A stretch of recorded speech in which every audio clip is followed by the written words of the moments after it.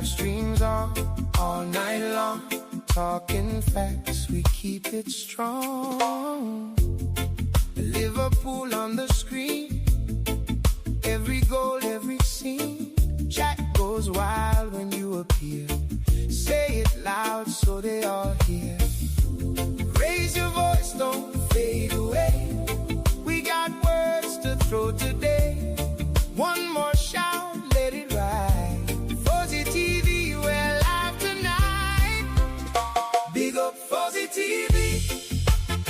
Big up Fozi TV. We love live streams, LFC. We love live streams, LFC. Chatting facts, we hold that line. Facts, facts, all the time. FSG, leave my club and take slot ball with you. Every comment hits the page. Turn that noise into a wave. Red shirts running to the frame. Same old fire, new day flame. If you're with me, stay a while. Bring that grin, bring that style. No more games, no empty talk. We want change on every wall. Raise your voice, don't fade away. We got words to throw today. One more shout, let it ride.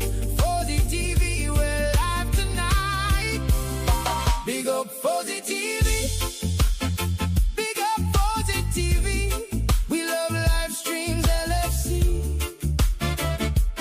We love live streams, LFC. Chatting facts, we hold that line. Facts, facts, all the time. FSG, leave my club and take slot ball with you.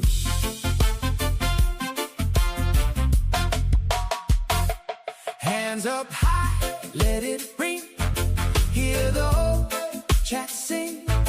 From the first click to the last, we don't forget the past. One more time, make it clear. What we want, they need to hear. Keep the red, keep the pride. Fozi TV on our side. Big up Fozi TV. Big up Fozi TV. We love live streams, LFC. We love live streams, LFC. Chatting facts, we hold that line. Facts, facts, all the time. FSG, leave my club and take slot ball with you. Big up Fozi TV.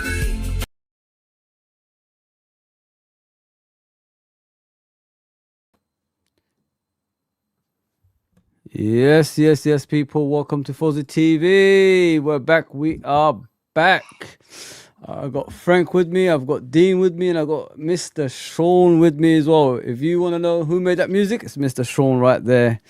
Big up, everybody. Big up. Is everybody okay? Yeah, man. Great. How are you, Big Sean? up, man. Can you hear us, Sean? Yeah, I'm good, thanks. Yeah, I'm good. Yeah, can you hear me? Yeah, I can hear you, Sean. So good, man. So good. Oh, Yeah, guys, obviously we are free. We are free at last. Free at last from this terrible head coach Arne Slot. We're gonna start with him. I'm gonna ask you guys a question in regards to like where did it go wrong with him? You know what I mean? How did we go from a Premier League champion to what we've seen, obviously, in the second season of Liverpool Football Club? And then we're going to move on, obviously, to the new head coach. Apparently, he's not going to be a manager. From the stories that's going around, is going to be another head coach with a short-term contract, which is 2 years as well. So we're heading towards that direction again.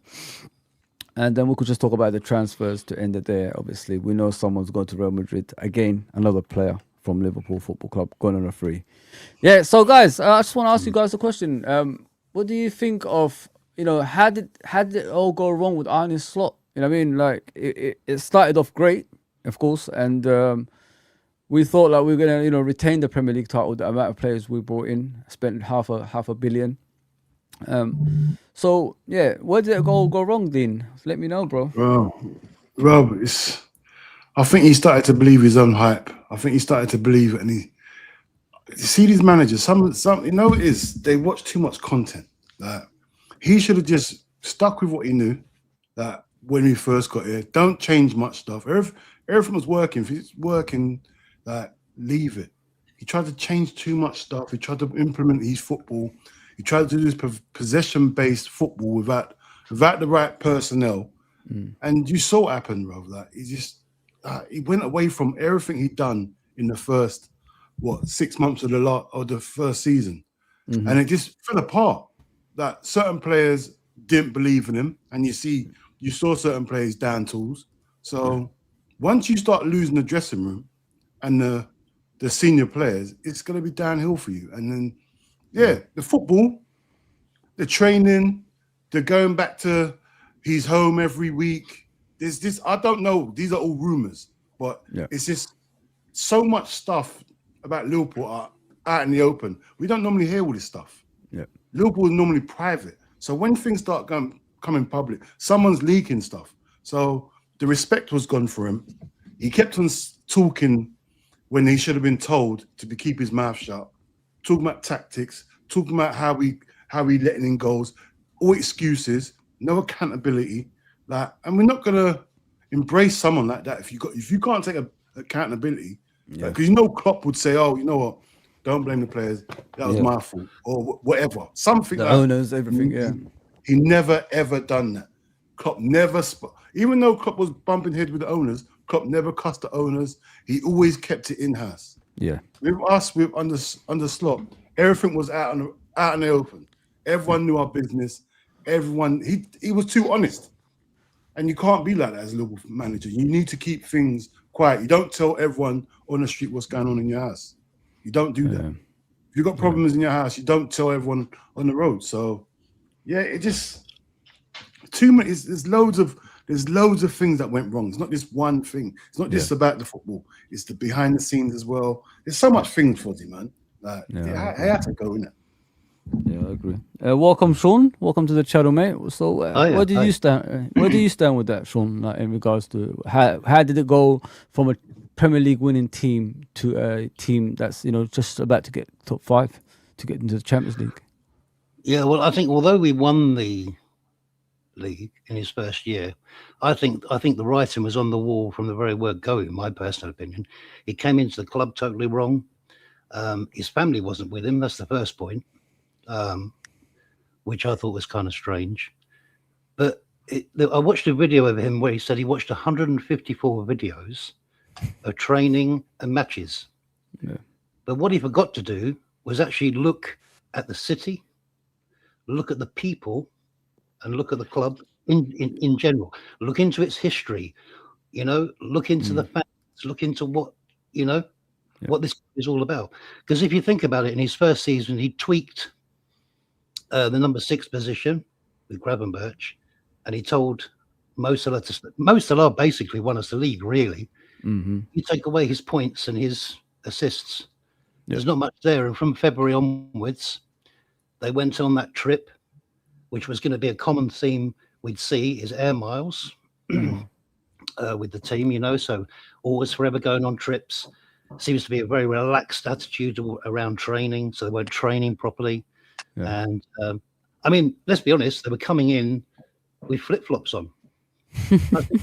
I've seen players coming in with actual flip-flops on. It's true. To train. Then they're picking up a tennis ball. Then they're picking up a paddle ball. Then they're picking up basketballs. Where's the football? Where's the football boots and the football? That's what we need. None of that other stuff. So he came into the club wrong because he got the identity of the club wrong. He didn't take time to. This is the biggest thing I will say about Iraola. Is that how you pronounce his name when he comes? Iraola. Yeah. They don't want to get the name wrong now. Yeah. He's got to embrace everything about the club. Embrace the fans. Embrace the city. Embrace the people, and you'll be fine. That's and to play a good brand of football, which of course is another area of Arnie's club where he went wrong. Is the brand of football was just not right for us. you know, and you could see it every day, moving players out of position. You know, the system was all messed up. You know, players playing out of position. No one actually, just the whole aspect around the setup of the teams was always wrong.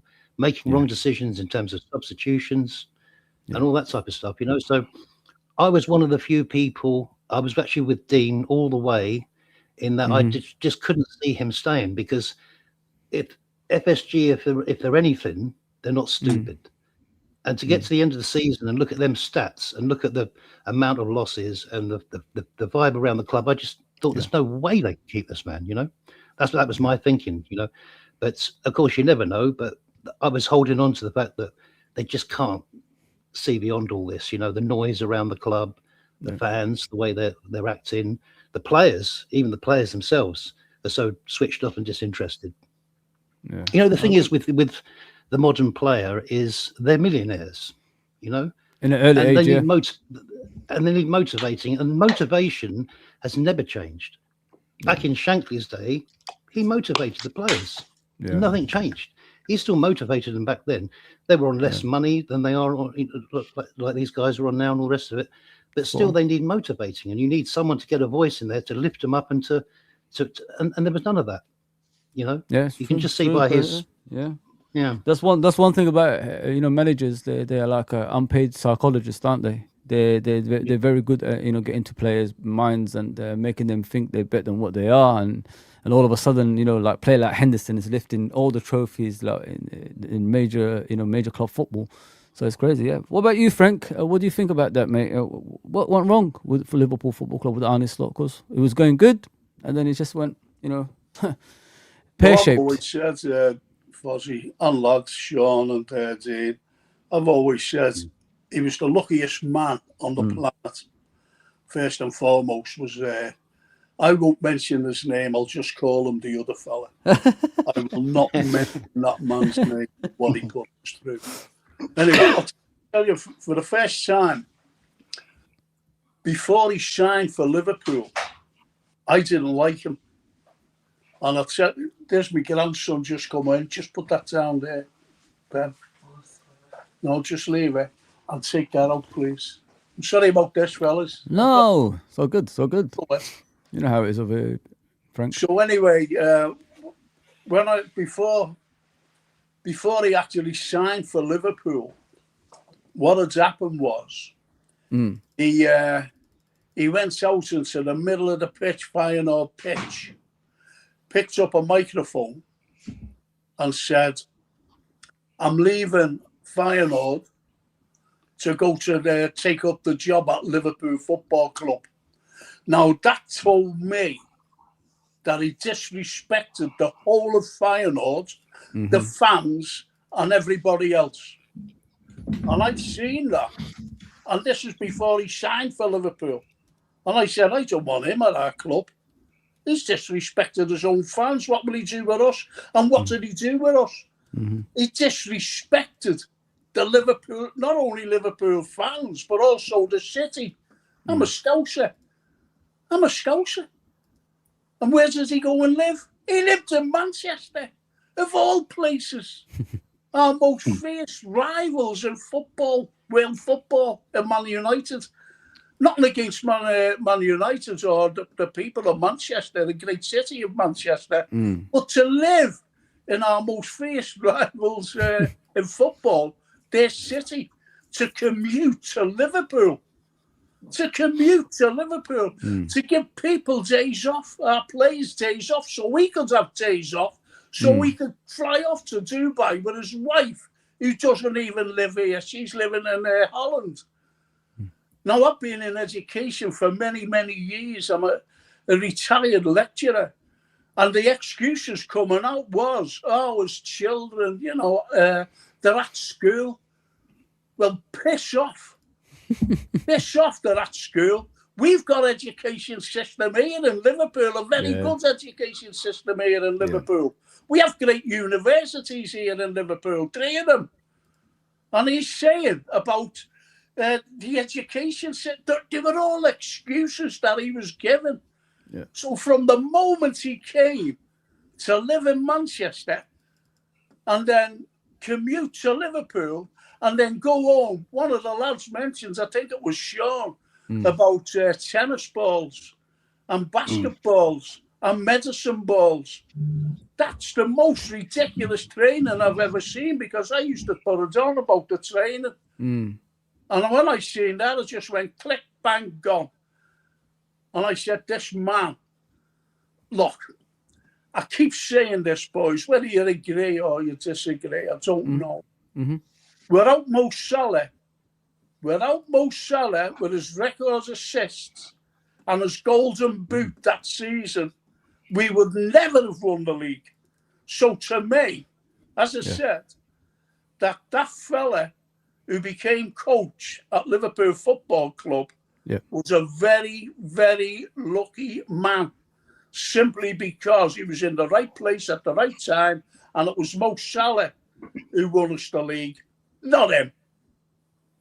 The thing is, Frank, I agree with everything you said there. And to add on to that as well, though, you know, if you're taking up, well, to me, because I'm a Liverpool fan, I suppose I'm going to say this, but to me, we're the biggest club in the world. We're the best club in the world. That's how I look at us, you know? And to be going from Feyenoord into that, he should have embraced the whole package of that. He had to bring his family here. How can you have your family, you know, not with you when you're taking on what should be I mean, I don't know if he took it on as a long-term project or just thought it was a step. I don't know how he's thinking is, but to me, you know, you've got to invest, as you say. We've got universities here. We've got a brilliant education system here. None of those things should have blocked that. So you bring your family. That's the first thing, and you get yourself soaked into the people, soaked into the whole environment of everything, and embrace it all. And then from there, you build from that. And you know, I think also he's quite an arrogant person, because come the new year, when he started to sort of peel the clock mask off, if you like, and adopt some of his own ways and styles and everything, go into this whole sort of Dutch. You know, I think he's the kind of guy that if he was a midfield boxer, he'd want his next fight to be a heavyweight one. Yeah. Do you know what I mean? You can look at the league. You don't need to be that. You don't have to know that much to realise that here you can't play that style of football. It doesn't work in this league, because everyone is going to be on top of you. They're going to be. You know, it's an intense league. You know what I mean? And it's a physical league. So immediately, if you set yourself up to be so passive, you already even mentally you set yourself up to fail, because no one is ready for anything. You know, a few years back when my son was younger, he was a goalie. Yeah, he's quite a tall lad like me, and so the manager used to say to me, when you go round the back with him, can you just get him to be on his toes a bit so he's ready, you know, and all that kind of thing. And I used to say to him, yeah, I'll do that, no problem. And so I used to go around there and stand there with him, because obviously that age, when you're like 8, 9, 10, they're looking at the birds, they're looking at everything else going on. You know what I mean? Suddenly the ball's coming towards them. So I used to get him on his toes and everything. And then why is the manager asking me to do that? Because he's asking me to do that so he's ready, so he's prepared.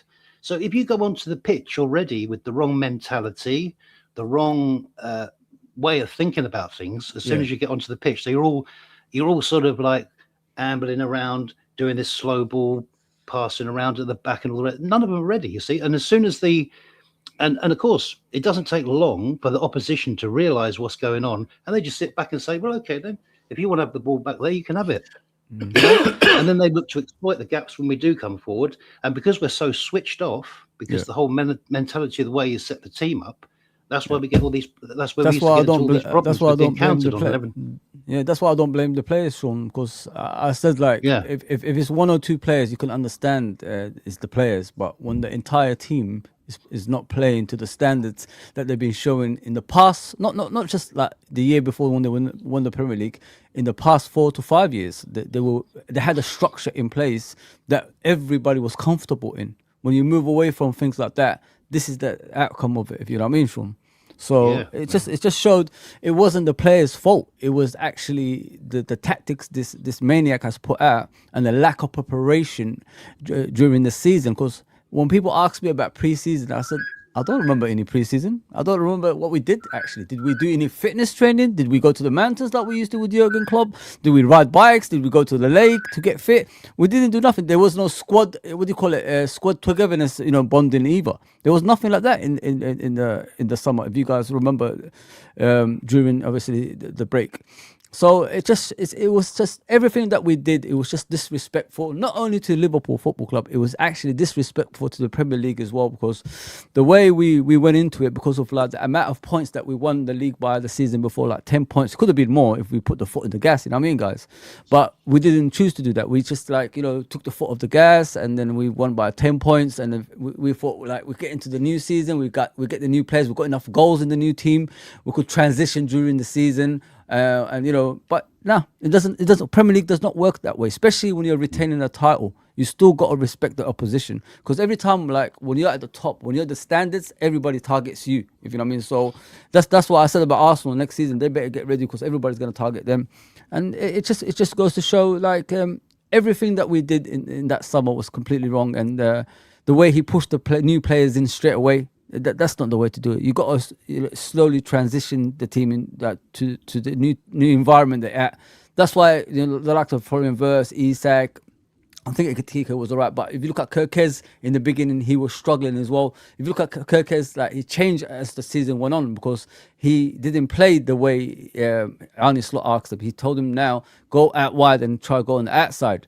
And not only that, it's his positioning that I was worried about in the beginning of the season, because every single time there was a ball going over the top, he was racing the player instead of like putting himself in a position where he could get ahead of him. So if the player touches him, it's going to be a foul, or he's going to get to the ball first. So there was just, everything was disjointed from day one last season, and it was only heading one direction, guys. It was just getting sacked. Fozi, Fozi, we should have known. We should have known from when we won the league. Before the season finished, he went on holiday, bro. He took him on a holiday, disrespected the league. Yeah, see me, I can't. I know I've done streams with people. I know they were making jokes. Oh, you won the league, doesn't matter. No, it does matter. It does matter. You know why? Because it's disrespectful, and now you're showing the lack of respect you got for this league. You've won it, fair enough. You've done well. Thank you. You won the league, yeah. But you go and play. The rest of them, you go and fulfill your fixtures the best you can, because the whole rest of the league have to play still. There's people fighting for relegation, people fighting for European positions. Exactly. You can't disrespect the league like that. You just now you're putting it down to our players. The players are out drinking, having fun. Bro, you've got 3 more games left. Go and implement what you got to do for next season at least. At least do that or something. Don't just disrespect the league. And then it went into the next season, and it just, like, you saw how it went into next season. Because he done that, now we were lethargic. And the thing is, all of us here, and most Liverpool fans can tell you how to play against Liverpool. Yeah. We can say what we can do. Get set pieces, the midfield battle, run at the defence. We can say all the things how to play against Liverpool, because we conceded the same goals over and over again. Yeah. And to me, that's unacceptable. Because then you got asked, what are you doing in training? What are you doing to prevent these goals? Like, every week we saw set pieces going. Yeah, and it took him to January to him to sack the set piece coach after we already conceded 13, 14 set piece goals. That's not including penalties. You get me? So it took so long to do it, and then now, how long we've been saying this cannot go on, and they let it carry on. And the thing is, end of the day, he wants to be friendly with certain players like Gakpo. Gakpo can get away with. I'm not just trying to. I'm just using him as an example. Yeah, Gakpo was brilliant the season before when he had competition. Yes, you took that competition away from him. It's meant to be Rio, but that was no competition. So Gakpo knows he can put up any performance. He'll be here next game. Next game he'll be back. That's another thing he didn't do. Like, it's not just him though, Dean. It was more players like going through the same thing. I was going to say there's more players, but the easiest one to remember is like Gakpo, because he had a great season the season before. Yeah. Like, you know how to play him. He has to have competition. So when he falls off, he can sit on a bench and think about what he has to do. Yeah. But every game he's playing. So, bro, I think he just lowered the standards. He's got to remember, you're at Liverpool. You're not at Feyenoord here. You can get away with that over there. You can't get away with it here. Like, you're a massive club. You just, it's like this last season was like his first season. You was here the season before. How can you forget where you are? The standards always got to be up here. You cannot bring the standards down. And that's how it felt like. The second season, you got complacent. You thought, this is easy. I won a league. No, I can just do what I want. No. You got always see the Premier League. It's always evolving, and he didn't evolve. Bro. You get me? Exactly, So, bro. yeah, man. What about you, Frank? Yeah, but to be honest, when he took over, right, you've got to understand that the players still had the Klopp mentality. They still had it, and they went out there.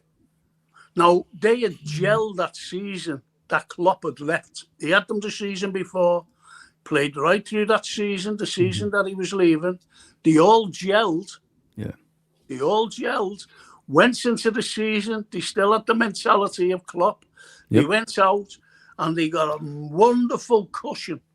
They got a smashing cushion because the likes of Arsenal and Man City, they were falling away themselves. So we had that cushion. So by the time of March 2025, not 6, 5, he started to come out with his own brand of football because he wanted to dismiss, shall we say, the Klopp legacy. And he thought that he could bring in his own legacy. Him and Hughes, by the way, because it was Hughes who brought him in.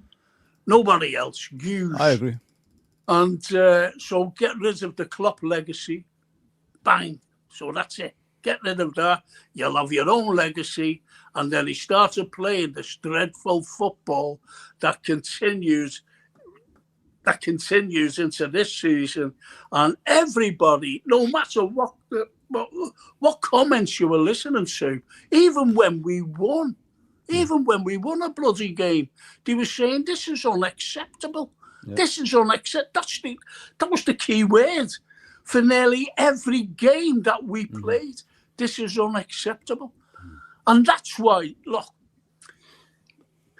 I was told 2 weeks before he left that it's on the cards he was going.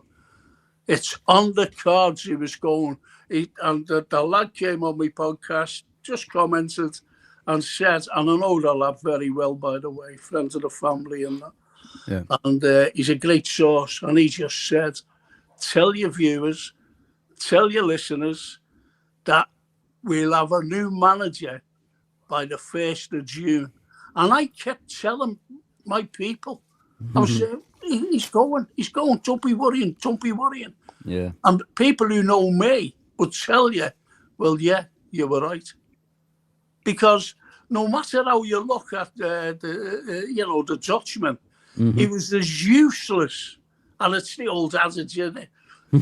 Of a chocolate fire guard on a roaring fire. You know what I mean? That's what he was. That's what he was like.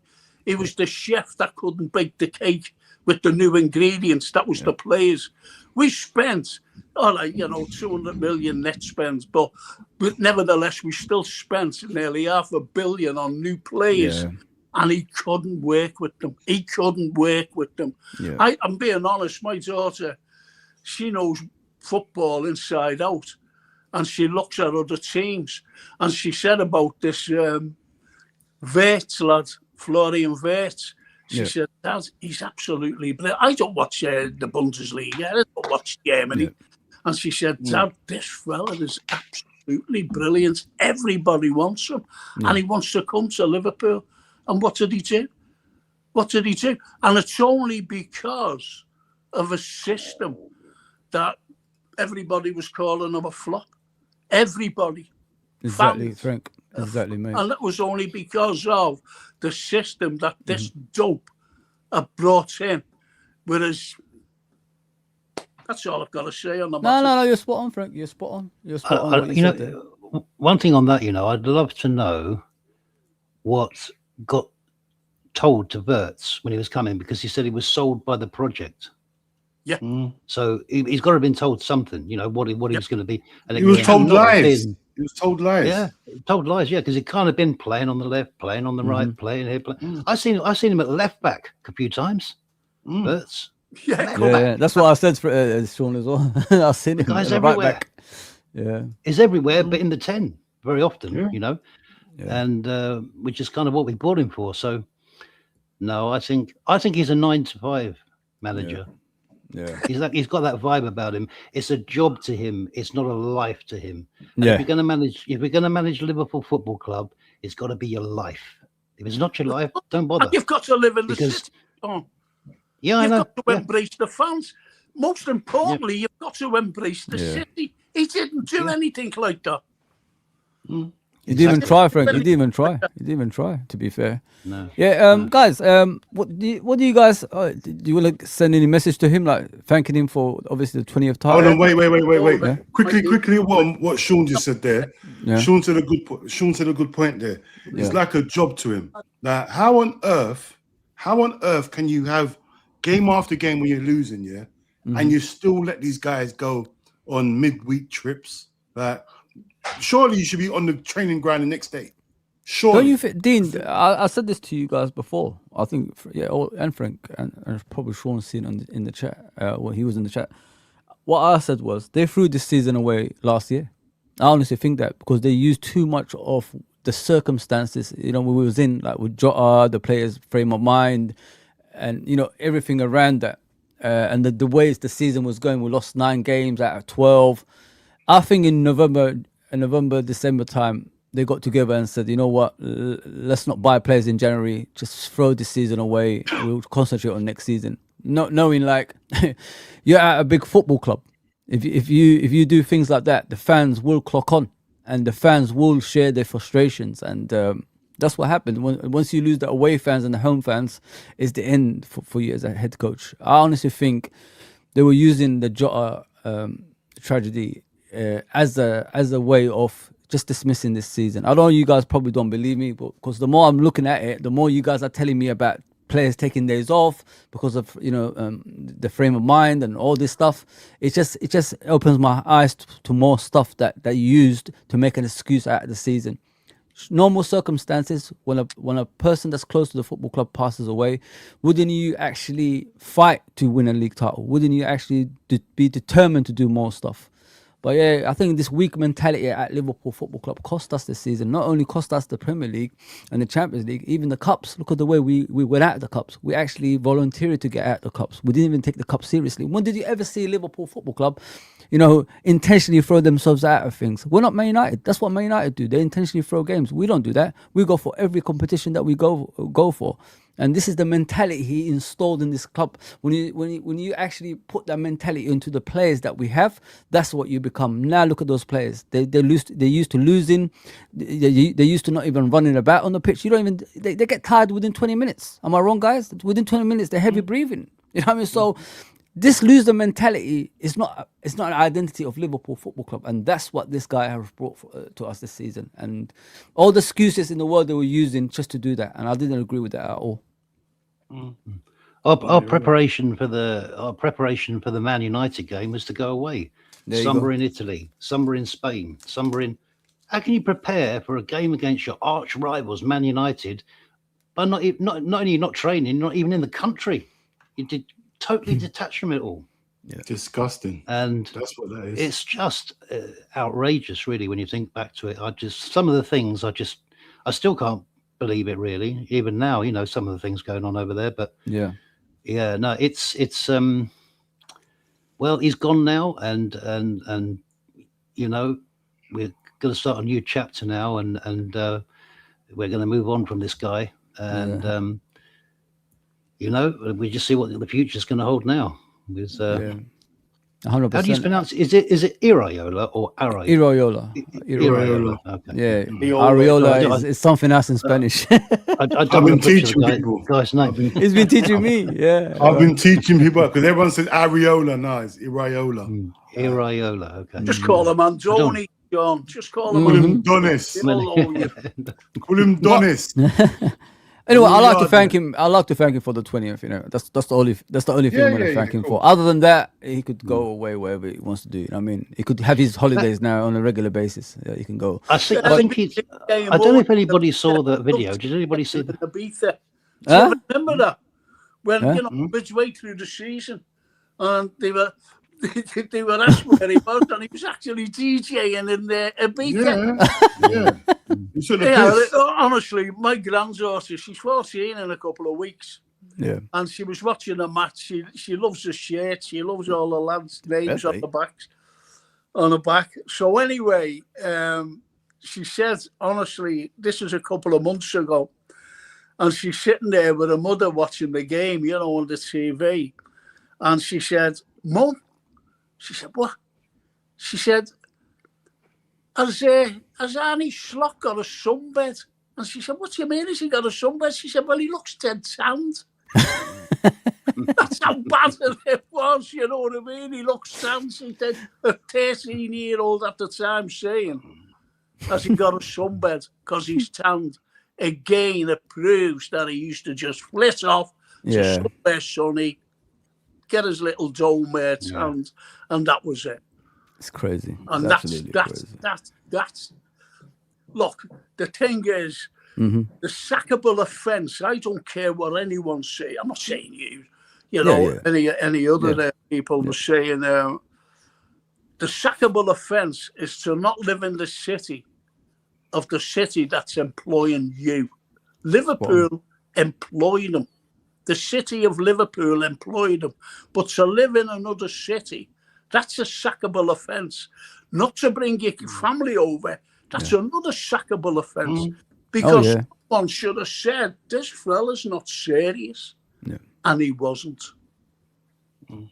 100%. I agree. The thing is, I had a rant about this time ago. I had a big rant about this because I can't remember who I was having an argument with. I thought to myself, hold on. This is the #1 job you're going to get in your life. Exactly. Yeah? So you got to be prepared. This is your life. This is the pinnacle of your career. No matter what, listen, it's not like you've just got into football now. Your family's been dependent on you you played football for how many years? You're trying to tell me right now at the pinnacle of your career, you're telling me your family abandoned you. Yeah. Are you mad? Everyone's living under my roof. Even my friends, I'm bringing everyone to make me comfortable here. Whatever I need to be, I don't care. I'll bring everyone I need to be comfortable here. Yeah. Like, you can't leave your kids behind. I don't care what they're doing. No. My career comes before everything. This is Liverpool FC. You can do anything you want over here. It's not like the 80s no more. You can transfer all your work you're doing over there here. Exactly. It's as simple as I'm the breadwinner, so everything has to revolve around my work. And this is the top job I'm ever gonna get. So I've got to be comfortable here. I've got my wife in the bedroom. She's got to be at home. My kids have got to be here. Everybody's got to be here with me. This is I don't understand how he didn't take this job. This is the most serious job in the world. In the world. And this is it's a sackable offence, Sergey. It is. He shouldn't have been hired. If you're going to the interview and you say, oh, my family's next candidate. You tell me your family's living over there. Next candidate. I'm not interviewing you after that. You can't tell me you want these players to follow you and your family don't even follow you. No. Yeah. I got told, whether it's true or not, I just don't know. It seems a bit far-fetched. Yeah. But, you know, with this fella, you never know. And what I was told, he actually asked if he could commute because it's only just 2 hours away to Liverpool from Holland. That's crazy. I heard the same thing, Frank. I had the same thing. Oh, well, that must be true now. It must be true. And they should never have hired him just for that. That's crazy. That is the height of cheat. I can't believe in this day and age you want to manage Liverpool, and that's what you said on the interview. That's crazy. Oh, man. You can't say it. How? That's one thing. That's one thing about Liverpool, isn't it? Dean, is embracing the city, isn't it? Yeah, but Liverpool put you up somewhere. They'll give you somewhere to live. It's not like you got to go. Bro, they'll put you somewhere to live in the city. Do you guys remember when Jurgen first came? Like he came with the German style of attitude, you know what I mean? Going towards the fans, getting the players to, bow down and all that stuff. And people were asking, what the hell is this? Like, this is not Liverpool Football Club. And then he didn't understand that. He was saying like, why are people leaving early, like 10 minutes early, 15 minutes early, when the game's not even over yet? We could actually win games, in the last minute and all that stuff. Nobody believed him. But what he did eventually was he went back in it and learned about how what can make Liverpool tick as a football club, which is like not only the players and the club as a whole. You got to get the fans involved. When everything is together, I don't think there's any football club in world football that can click like Liverpool Football Club. When you get the fans together, we're in our own little bubble. I don't think there's anything better than that. And this is what Arne Slot didn't try to do. And with that kind of attitude, it ain't going to get you anywhere but the sack eventually. And I did say it a lot of times, stubbornness gets you the sack eventually. And he was very, very, very stubborn. But guys, I want to move on to the players. Are the players... Can I just add one thing on there? Yeah. I just wanted to bring up one thing, and it's a quote from Klopp. And this is something for, to really think about on this. Yeah.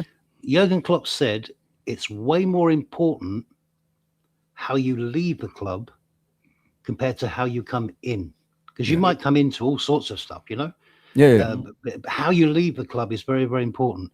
Now look how Jurgen Klopp left the club, and look how Arne Slot left the club on his own, sitting behind his staff. People can't wait for him to leave, Sean. You know what I mean? That's the saddest thing about it. No notice, John.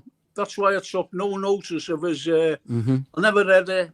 Didn't want to know about his letter, saying, thanks and all this nonsense. That was a load of bollocks. That. It was. Being honest, that was a load of nonsense because he had to say it.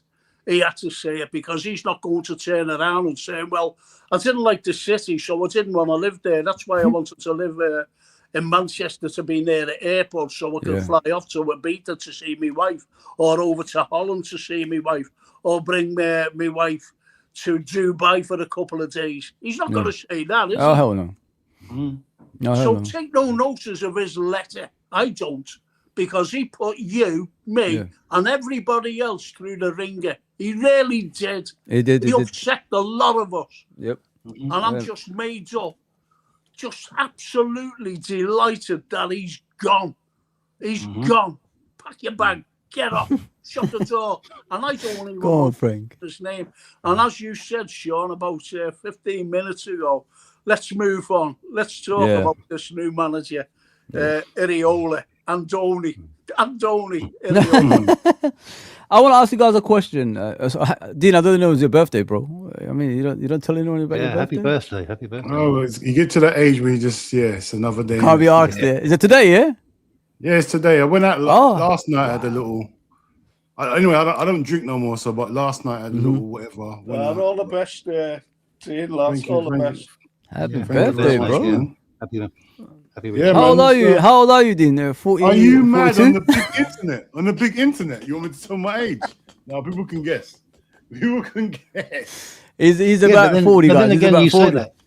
But then you say that, Dean. But then look at us all here. Yeah, this is if you go to Spotify, right, and you're looking at the playlist there and all the rest of it, and a lot of the youngsters they'll be going like for the charts and for this and for the R&B.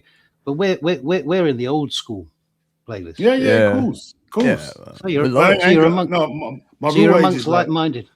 I know. My real age is 21. Obviously, we know that anyway. So we don't. You see, a man's mentality says 21. We don't grow up. I'm childish. No, we don't. I'm childish, so I'm 21. Around when the pyramids were being built, so yes. Don't say it.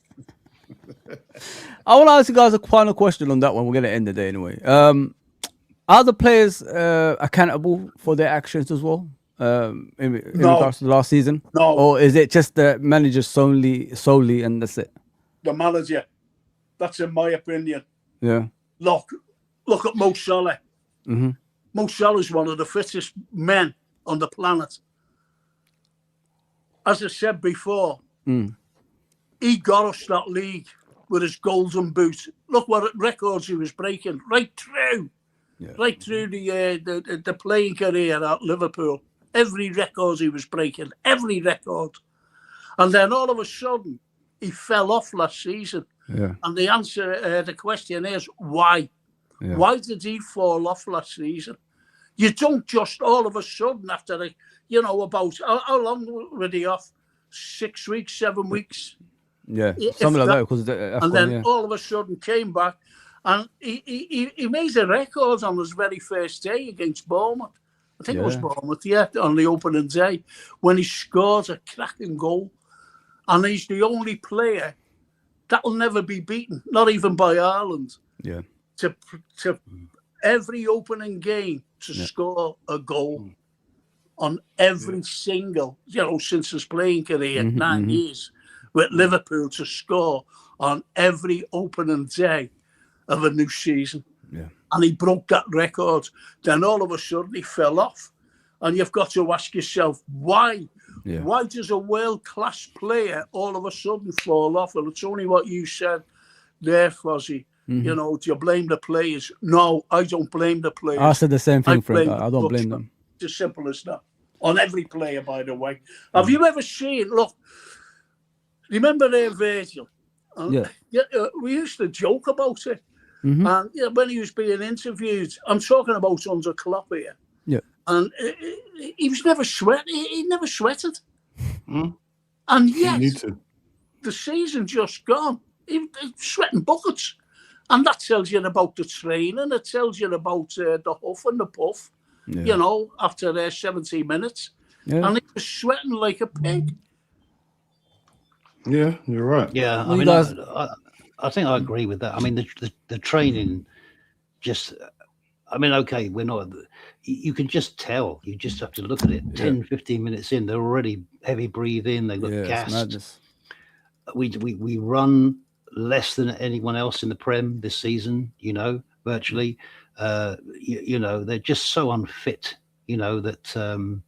And of course, it's so important the voice you're listening to. Now, how many of us here actually listen to a slot slot press conference in the end? Hardly any of the press conferences. And that's just like 10 minutes. What about listening to this guy day in, day out, coming out with all this stuff? And the thing is, because there's no plan and there's no... The fastest way to lose a group of players is to have no... I never forget that time with Curtis Jones when he was on the side there, and he's saying to them, well, what do you want me to do? He had no clue what he was meant to be doing. So if you're sending the players out like that, well, how can you blame the players for that? You can't. It's everything, the training regime, the tactics or the lack of tactics. These are all reasons why, like I said before, players still need to be motivated. Yes, they're being paid to do a job, and they're being paid very well to do a job, by the way, but they still got to be motivated. Oh, yeah. 100%. Back in the day, Shankly used to go in and tell them they were the best player in the world. Sean, like you just said the name, like look at the greatest managers that ever existed. You know what I mean? They're all motivators, aren't they? If you look at Shankly, you look at Paisley, you look at Kenny at Liverpool, Fagan, all those guys, and Benitez in some sort of way, and Jurgen Klopp at Liverpool. All the best managers that won the major trophies in some sort of way, they're the best man managers, if you know what I mean. And you look at Mourinho, you look at Pep Guardiola in recent years, they're all in the same, same bubble, because they are the best motivators in world football. And that's why they win those trophies, because they make players believe they're better than what they are. And then all of a sudden the results start showing. But yeah, I agree with you 100%. And then when you're giving them time off, like it was, and the lack of training and going abroad and all this, how are they supposed to remain motivated and committed to the task if that's what's happening? Exactly. If you was working for a company and your boss kept on saying to you, oh, you normally take 1 hour lunch break, don't you? Take 2. It's all right. You're being paid for it. Don't worry. Take 2. It's okay. So you instill all this wrong mentality in straight away, 100%. But I think with this new guy, what I've done is... We're going to talk about. Hold that thought, Sean. We're going to talk about. Okay. Yeah. Go on, Dean. Anything about the players? Because I know we go on a lot of streams, myself and yourself, and other channels, and we try to do put our own thoughts towards it. Because I look at it like when my first job, I was working in the office with I think 14, 15 people. I had one manager there. Yeah, if 2 of you that are just not living up to, you're not producing the manager's gonna have a word with you. If you carry on, manager's gonna get rid of you. That when the whole of the room, all of us, are not performing, someone above the manager is gonna have a look at the manager and say, "What's going on? How can they not all perform? Yeah. What is going on here?" So I've took it out of the manager's hands because we know what the manager can do. We know he's tried different formations. He's tried this other stuff. He can't motivate the players. I don't blame the manager no more. This is the manager. This is what he's about. This is his best he can do. He's just not good enough. So to me, I'll stop blaming the manager because you know what? He's not going to sack himself. He got to a stage where he couldn't do no more. You saw him do everything. But his best is not good enough. So someone had to come in and say, you know what? Thanks, but you got to go. You're not good enough. We've seen week after week, time after time, the same things happening, and you're not changing it. Not because you don't want to. I don't think the manager is that stubborn. Well, he's still playing in the last game of the season. Did he still playing Curtis Jones as a right back when you got 2 fullbacks on the bench? Make sense, bro. That's madness. Listen, you can't think how the manager thinks. Huh? You know, I think it was Sean who mentioned Shankly. I'm from the Shankly days, to be honest. I've seen every manager, every single manager, right up to this Dutch fella. Yeah. And Liverpool, see, we're a local club. I'm a Scouser, and we're a local club. And from the Shankly days, we've always had a Scouser in the team. And this Dutchman wanted to get rid of our only Scouser, who I think is a great player, by the way. Oh, you changed my mind this season. Yeah, I really think he's a great player. And as you said, you know, we was playing him at right back while there's right back, you know, people on the bench, you know, whatever. He never ever played the academy. No. Do you ever remember when he played the academy against Crystal Palace in the Cup? Carabao all Cup? Of them. He played all of them, though. He's taking the piss, he was. He was taking the piss. And there was this lad, I don't know him, like an American, and he saved up for 5 years. To get to a game. Yeah. And he got the Crystal Palace game in the Carabao Cup, and he flew from North America right over. It was, as you know, it was raining all day. Yeah. And we had one of our lads on, Jamie Phillips, and he drove up all the way from London. He did say that, yeah. And I was lashing down.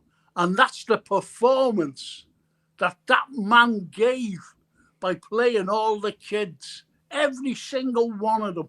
Yeah. You know, you don't do that. But as what one of you said there in the panel, you know, he didn't give a toss about cups. He just didn't. And yet we go after everything. Because we're Liverpool Football Club, and we go after everything, whether it's a Carabao Cup or a Champions League. That's what we go after, and in between. 100%. 100%. We're trophies. We win trophies. That's what we're known for, winning trophies. So now he's just dismissing. He just threw away one trophy, and I thought to myself, why have you just thrown that away? Like, what happens if we don't challenge for the league? What happens if we don't challenge for the Champions League? At least we could have had the Carabao Cup. At least. Like, well, you know what? End of the day, he made his bed, so he better line it. So that's what happens, isn't it? It's a good riddance, I'll say. You know what I mean? Thank you for the 20, but it's time to go. Guys, I want to move to this new manager. Well, it's head coach, sorry. They're saying he's a head coach now. They've changed their mind again. What do you think about Iraola? Is it how is it Iraola? Isn't it? Iraola. Sorry, Iraola. Oh yeah, Iraola. Sorry about that. Fozi, I don't want to say it bad, man. I know what it means in Spanish. Don't worry. Iraola. I said it. So, what do you guys think about this head coach? You know me, Dean and Hussam and all these guys come out for me the other day about what I said. I had a show with a chat, and I was just asking questions. And I mean. Liverpool didn't like the questions. Didn't like I was just asking questions like, what's going on? We're all talking about, you know, the way he plays football and this exciting brand of football that Iraola plays. But nobody's talking about the winning. You know what I mean? Manchester City are getting a new manager in, but they are talking about still winning the league. But why is Liverpool stepping off that, that platform? That's what I don't understand. So what do you guys expect from Iraola? Do you guys think like he's gonna come in and just change things straight away? Or is he gonna take time? Like what? Tell me. Just let me know what you guys think about him. This is for everybody. Open floor. Well, with the World Cup coming up, I think that's it's the wrong time, to be honest. If it would have been last season when he came in, he would have had time to gel with the players himself, gel with the city, gel with the fans. But with the World Cup and, most players going away to play for their countries, which they're away now, I think it's going to be a little difficult for them to, get the season the way he wants to get the season going. Yeah. But one thing's for sure, we'll be a lot more fitter. Listen, you could have dug up Artaraski, and he was being a better manager than the Dutchman. I'm telling you now. So he's a big improvement from the last fella. He's a massive improvement, if you know what I mean. Yeah. Now, can he motivate the players? Yes. Because to me, I think he's a great motivator. Don't forget that they lost a lot of players at Bournemouth. And look where he finished with his Genga press. So to me, it will be back to Genga press. Yeah. Definitely will be. Attacking football. And that's what I like about this fella. But whether it works, in the first season, I don't know. But I expect to be up there comfortably, to be honest, in the Champions League places with him, to be honest. What about you guys? Yeah, well, I mean, what I've been Sean. doing is in the last couple of days, I've been doing a bit more research on him, looking into just all aspects of him, really. And I've been picking up little snippets that I really, really like. Like one thing I heard is he's the first into training and the last to leave. So he's there before the players get there, and he leaves after they've gone. And I like that because he's setting the precedence. Yeah. So whatever he's going to ask of them in terms of commitment and all of that stuff, he can turn around to them and he won't be asking them to do anything that he's not doing because he's there already, So little things like that are very, very important. Then I was looking into like some of his formations and things like that. And I did notice that there's a lot of rotation in the team. So when a player goes out of one position, someone else fills into that, and there's there's all this movement going on all around. So we're covering ourselves in a lot of areas there and stuff like that. And of course, as Frank was mentioning, with the sort of pressing style that he's going to play with, it's just going to be it's something for the fans to really get behind. That's the thing. It is interesting they come in with a 2-year contract. Yeah, same as the other one. Yeah, it's weird. Which is something which what that tells me a little bit is that they're either being a little bit cautious with him, so they don't want to give him like a big contract and then things unravel or something, because we don't know really what he's going to be like if he hits a bad patch. Sean, he asked for it. Something like he that. Asked for it. You know that he asked for the 2-year contract. Did he really? Oh, okay. I didn't know that. To prove himself. To prove himself, yeah, like that. That's what he does. He said, "Give me the 2-year contract." Yeah. Oh, that's okay then. We'll go from there. Yeah. But I've got in terms of the man and what I've seemed to have found out about him, and just looking at interviews and all this kind of thing. Yeah. There's going to be no flip-flops next year. There's going to be no going for coffee and seeing how dark we can get our coffee. Can we get it greener and greener and greener? Sean, don't say that to Dean. He hates the coffee island. He hates that. That coffee. That's what I mean. I heard them one day. Oh, but it's a bit light green. You need to go a bit darker. Green, really get the point. I think it was McAllister. I think it was McAllister that said that. What the hell's going on? Get your boots on, get your ball, and get out on the training pitch. You can go for green coffees when you go home, and so that sort of thing. So this guy won't have none of that. I think he's very hot on the training side, and I think he's going to really be very positive that way.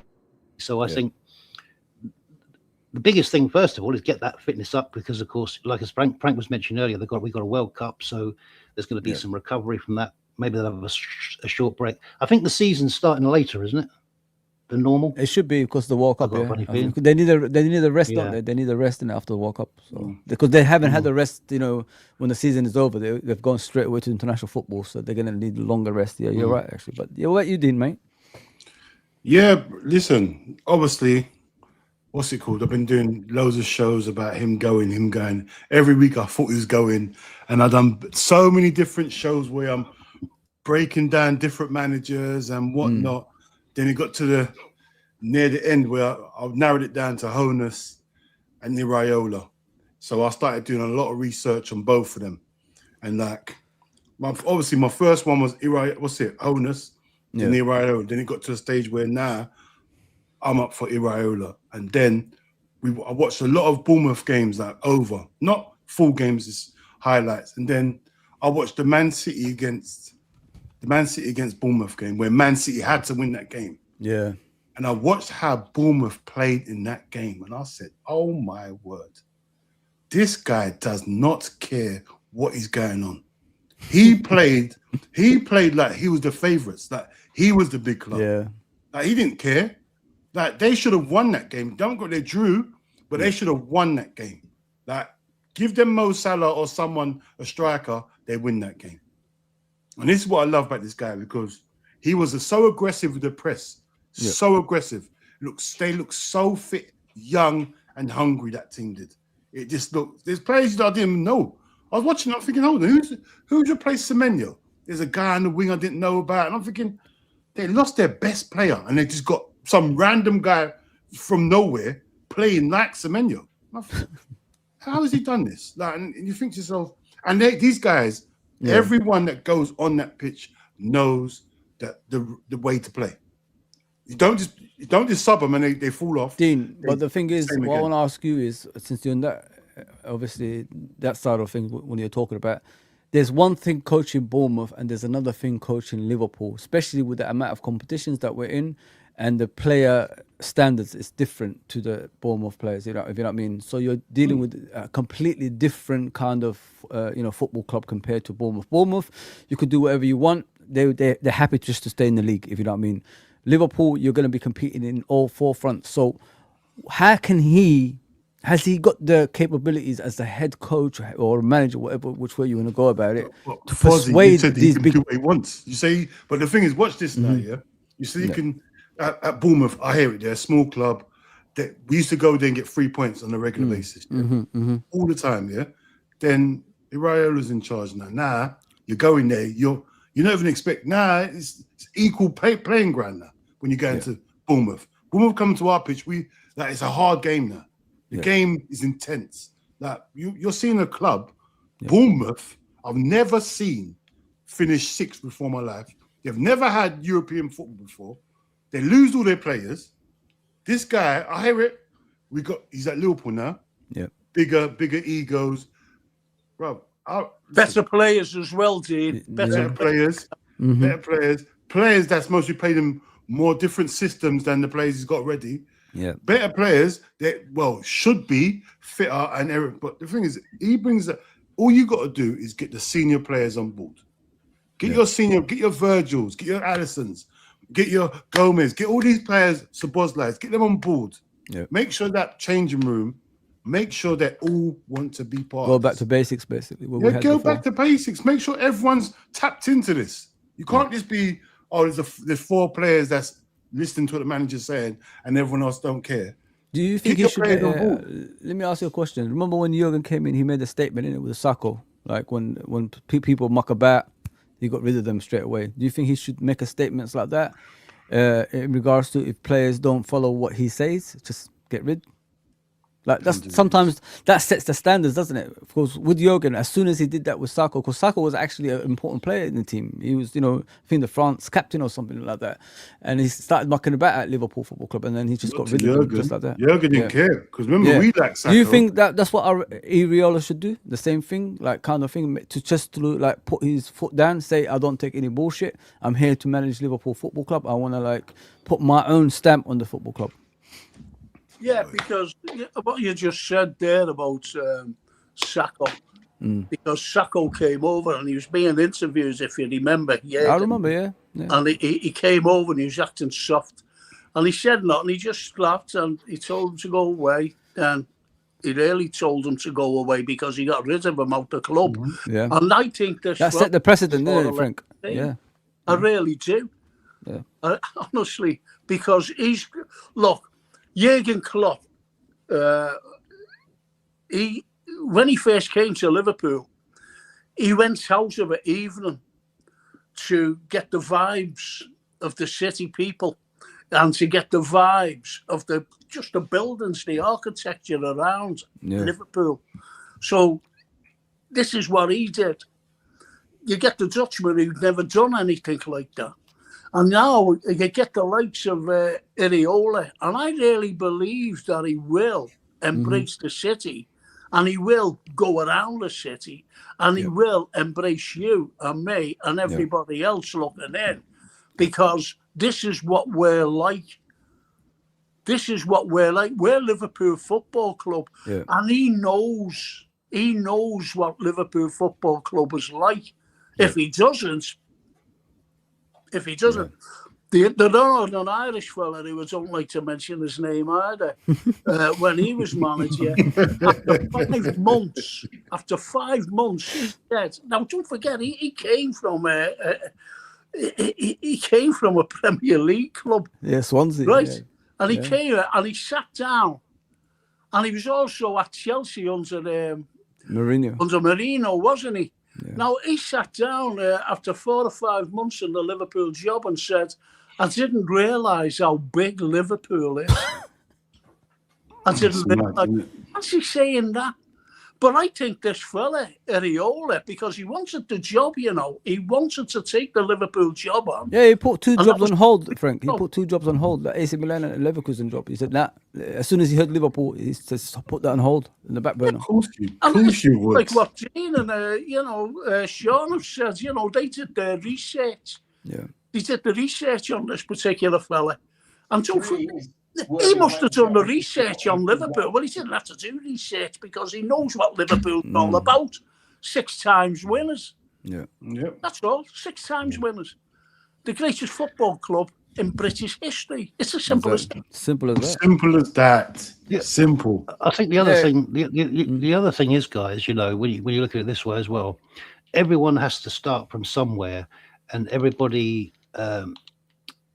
This is the thing now for this guy that if he can really be a success here, this is going to be such a big thing. It's going to really explode and be big for him. And if you take Pep Guardiola, he was with Barcelona B team, yeah, and then got promoted to he took that step up. He embraced it and took it.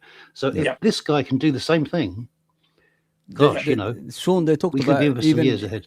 100%. They talked about even Luis Enrique. He was that sort of ego, and then he got the opportunity going to obviously Barcelona, and the rest is history. So now you look at him as a manager. He's the best manager out there right now, of course, with Pep Guardiola. Yeah. With Iraola, sorry. Do you guys think Iraola? Sorry. Do you guys think he will get that winning mentality? Because that's what I asked the question about, when I was doing my own stream. I got a lot of bollocking for it, because I said he's got the players, they just need guidance. The players that we have, they're already champions. They're Champions League winners as well as Premier League winners. Can he get the best out of them to challenge next season, or are you not expecting that? Because I look at Man City, they're going to get Maresca in and they expect to challenge Arsenal. Can we do the same thing, or are you guys lowering your expectations at Liverpool now, which the owners want anyway, less spending and all that stuff? But yeah, what do you guys think about that, like in regards to league title aspirations? Fozi, man, Fozi, you kill me. But you know what? We got to be realistic here. We have to be realistic here. You put a negative spin on it like that. Why did you put a negative spin? No, but I want to ask you guys. Listen, I'm not gonna.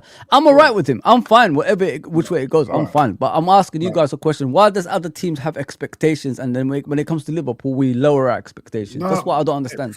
We haven't lowered it. The point is, let me ask a question, Dean. Then is Iraola, is he better than Maresca as a head coach? or a No, manager? it's not. It's not about who's better. It's about who. Like But you look at the said, players we have, and look at the I players they know, have as well. So in power, Fozi. It's about how the manager leaves the team. How has the manager left our team, bro? He's left our team in turmoil. Like players' confidence is gone. but we still have the Not same players that fit. won the league. We're Don't not forget. fit. Yeah. Are we fit or not? Is this No, team we're not fit. We're not fit. We're not fit. Right. Yeah. So fitness is poor. But I'm looking at the league structure's as well, poor. Dean. I'm looking at the league. Sorry to interrupt, Dean. I'm looking at the league as well. The league ain't as strong as it used to be either, is it? If you look at the points wise, Arsenal had to stretch to 85 points to win it. Before that, it had to be over 90 points. You know what I mean? So the league has changed, like, you know, to a different kind of way, which is, you know, lower points rather than higher points, if you know what I mean. So can you still get to that if you aim high? That's what I'm asking you guys as well. I hear it, but he's still got a lot of he's still got a lot aspects he's got to change with these players. He's got to get the mindset right. He's got the fitness right. Remember, we only got 60 points. So we're like 24 points. We're so far behind. 20-something points is a lot of points. 25 points, yeah. Yeah, it's a lot to gather. And the thing is, yeah, you got to remember, there's holes in our squad. So all I want to see is us getting the basics right. Yeah. Let's stop conceding silly goals. Let's compete. Let's see some intensity. Now, I'm not saying we're going to finish 5th or 8th position. Yeah. But I'm happy to finish 4th if I can see progress. And then the season after, yeah, I'm not going to put no unrealistic. Remember, he's a Bournemouth manager. That we can't put unrealistic expectations on a person, on a person that's not ever been at a top club. I'm willing to wait. I'm willing to wait as long as I see progression, and that's what we should do. We saw the same with Klopp. Klopp didn't win the league in his first season. Yeah. Second season he started going crazy. But the players Klopp had though. Look what Klopp inherited. Yeah, inherited. That was You know, I know, but got to you look saw, at that. This you fella, saw the thing in it. You saw but you saw with you Klopp. You said to yourself, right? The first game he goes in charge, I think it was the Tottenham game. Yeah. Night and day, straight away. You the work rate was different. The work rate was different. Yeah. If I see that from this new manager, yeah. Remember Klopp was on the verge of being a world-class manager already, yeah, when we got him there. He was a top-class manager. Already won the Bundesliga. He's done a lot in the Champions League already. This manager's done, what's he done? He's got teams up from different divisions, yeah. He's made Bournemouth a great club, yeah. So it's a different expectation. I'm thinking. He's not the same level as a Klopp. Mm-hmm. I'm thinking he's the next one up. This is what I'm looking at Iraola. He's the next breed. See because the new breed of managers are like 50 years old and younger. They're all younger than 50 years old. All these new. So managers. you do agree, like we should not we should lower our expectations instead of like thinking like league challenges and all that stuff. Manage your expectations. Manage it, bro. Not lower it. Manage it. Just like you're gonna be there during the season. It's not like we're not gonna be there. We're gonna be there, and we can judge it month by month. Because Arsenal could stumble. You know what I mean? As you know, every time the league, you know, it gets older, teams get smarter. If you know what I mean. Can Arsenal do what they're doing in the last season with its set pieces goals? Maybe the other teams will. Like I said, when you're at the top, that's who they go after. So. You know what I mean? There's got to be someone in and around that area that can, you know, take over eventually. If you know what I mean, if things don't go according to plan for Arsenal. But what about you, Sean and Frank? What do you think about this? Should we say like lower expectations, or should we say we should be challenging? Well, no, I think you know, you've got to give him time. Mm-hmm. He's come into a mess. Yeah. However, he's a motivator. He is certainly a motivator, and he's a fitness. I'm not saying freak, but he likes his players fit. So the training will be totally different as well. And as Sean said, you know, he goes in and he leaves last, you know, after the training. And that's what I like about this fella, simply because he'll have them fit. He'll have them training properly. Now, we've got great players. The only thing that they need is motivation and a system that suits them. You know, because you look at Verts, he was playing all over the place. And as Sean said at one point, he was playing at left back, and he was. he was. I said it in my stream. Left back. You know, the lads every game that he's got, where am I playing now? And you can't have that with great players. So this fella, he'll know their strengths and he'll play them to their strengths. So, as I said at the beginning, with Iraola, I reckon that he could be challenging, really, you know, in his first season, which will be absolutely brilliant, for a Champions League spot. And after that, let's see how it goes. Big up, Frank. What about you, Sean? Yeah, no, I agree with that. And I think the thing is, one of the things I've noticed with doing a little bit of study on him and everything, every player improves under this guy. Yeah. They're all improving, you know? They all get better and better. And that's and as a coach, that's what you want. You know, you want the players to improve and to get better. Imagine what this guy's going to be like when he works with some of our youth players, with Rio as well. Yeah. They're going to come on, you know? And so I think from that aspect, I think like Dean was saying, you know, you've got to remember that they're not fit. There's a World Cup. There's a lot of things all around there. But I tend to agree with Frank as well, though. Yeah.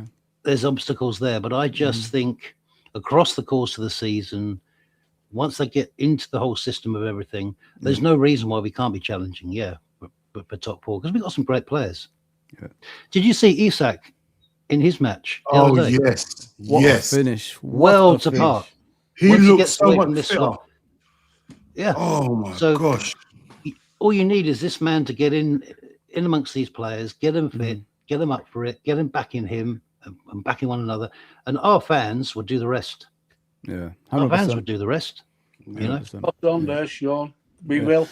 We will. This is a question from Mac. Mac is saying to all the panel, will Iraola get backed financially? And if he finishes outside Champions League spots, will he get the sack? That's to everybody, by the way. Anyone can take over that. No, man, he can't get the sacked. If he's all right, what's it say? Will Iraola get back financially? I think they have to, because no matter what, even if Slot stayed, we still need a right winger. Potentially need another centre back if we don't trust the youth, a midfielder, maybe a left winger as well. Yeah, and remember, Ekitike is out for a whole year, so they have to back him in the transfer window, which I think they will.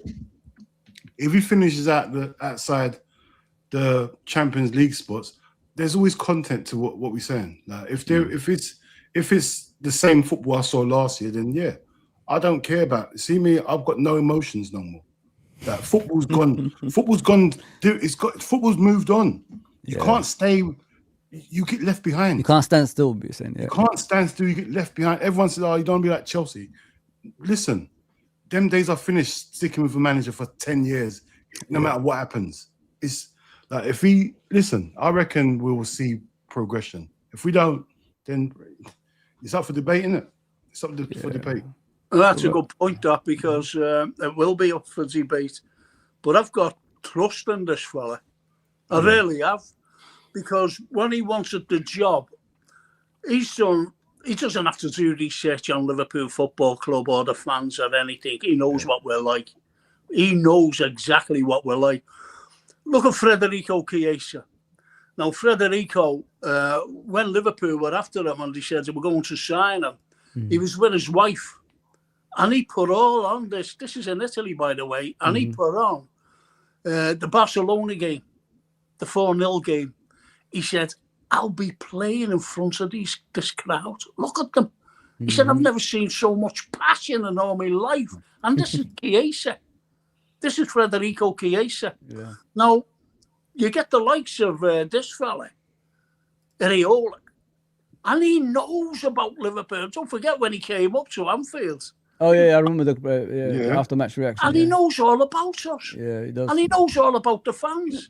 And I just want to... Well, he will embrace the city, by the way. And he will live around the periphery of Liverpool. Well, he already lives in England, so that's a start, yeah. You see, so, again, and he's a great motivator. So I expect him to do well. I really do. Yeah. And this is why I said at the beginning, I'll say it again, I'll reiterate, that I expect him to be challenging for the top floor place. But we'll just see how it goes. It's as simple as that. And listen, I've been screaming for the last 3 years, it'll be 4 years now. Yeah. for a number 6. Gravenberch isn't good enough. Frank, let me ask you a question with that one. What kind of number 6 do you want? A passing one, or do you need a guy who can put himself about? I love that Elliot Anderson. Wow, I think he's brilliant, that lad. And if he could get him, that's one of the positions that will be made up with. To me, well, I will. I like Elliot Anderson, but I think we need someone that's a big brother in the middle that can, like Fabinho type of kind of midfielder that can, intimidate the opposition. Someone scary. Yeah, intimidate the opposition. Yeah, guys. We mustn't forget, by the way, because obviously consistency is very important. Now, I know earlier in the season, I think he had 11 losses at one point, but don't forget he'd lost his back 5 and was putting so many different pieces together there. Yeah. But he then went on to have this 18-match unbeaten run. Yeah.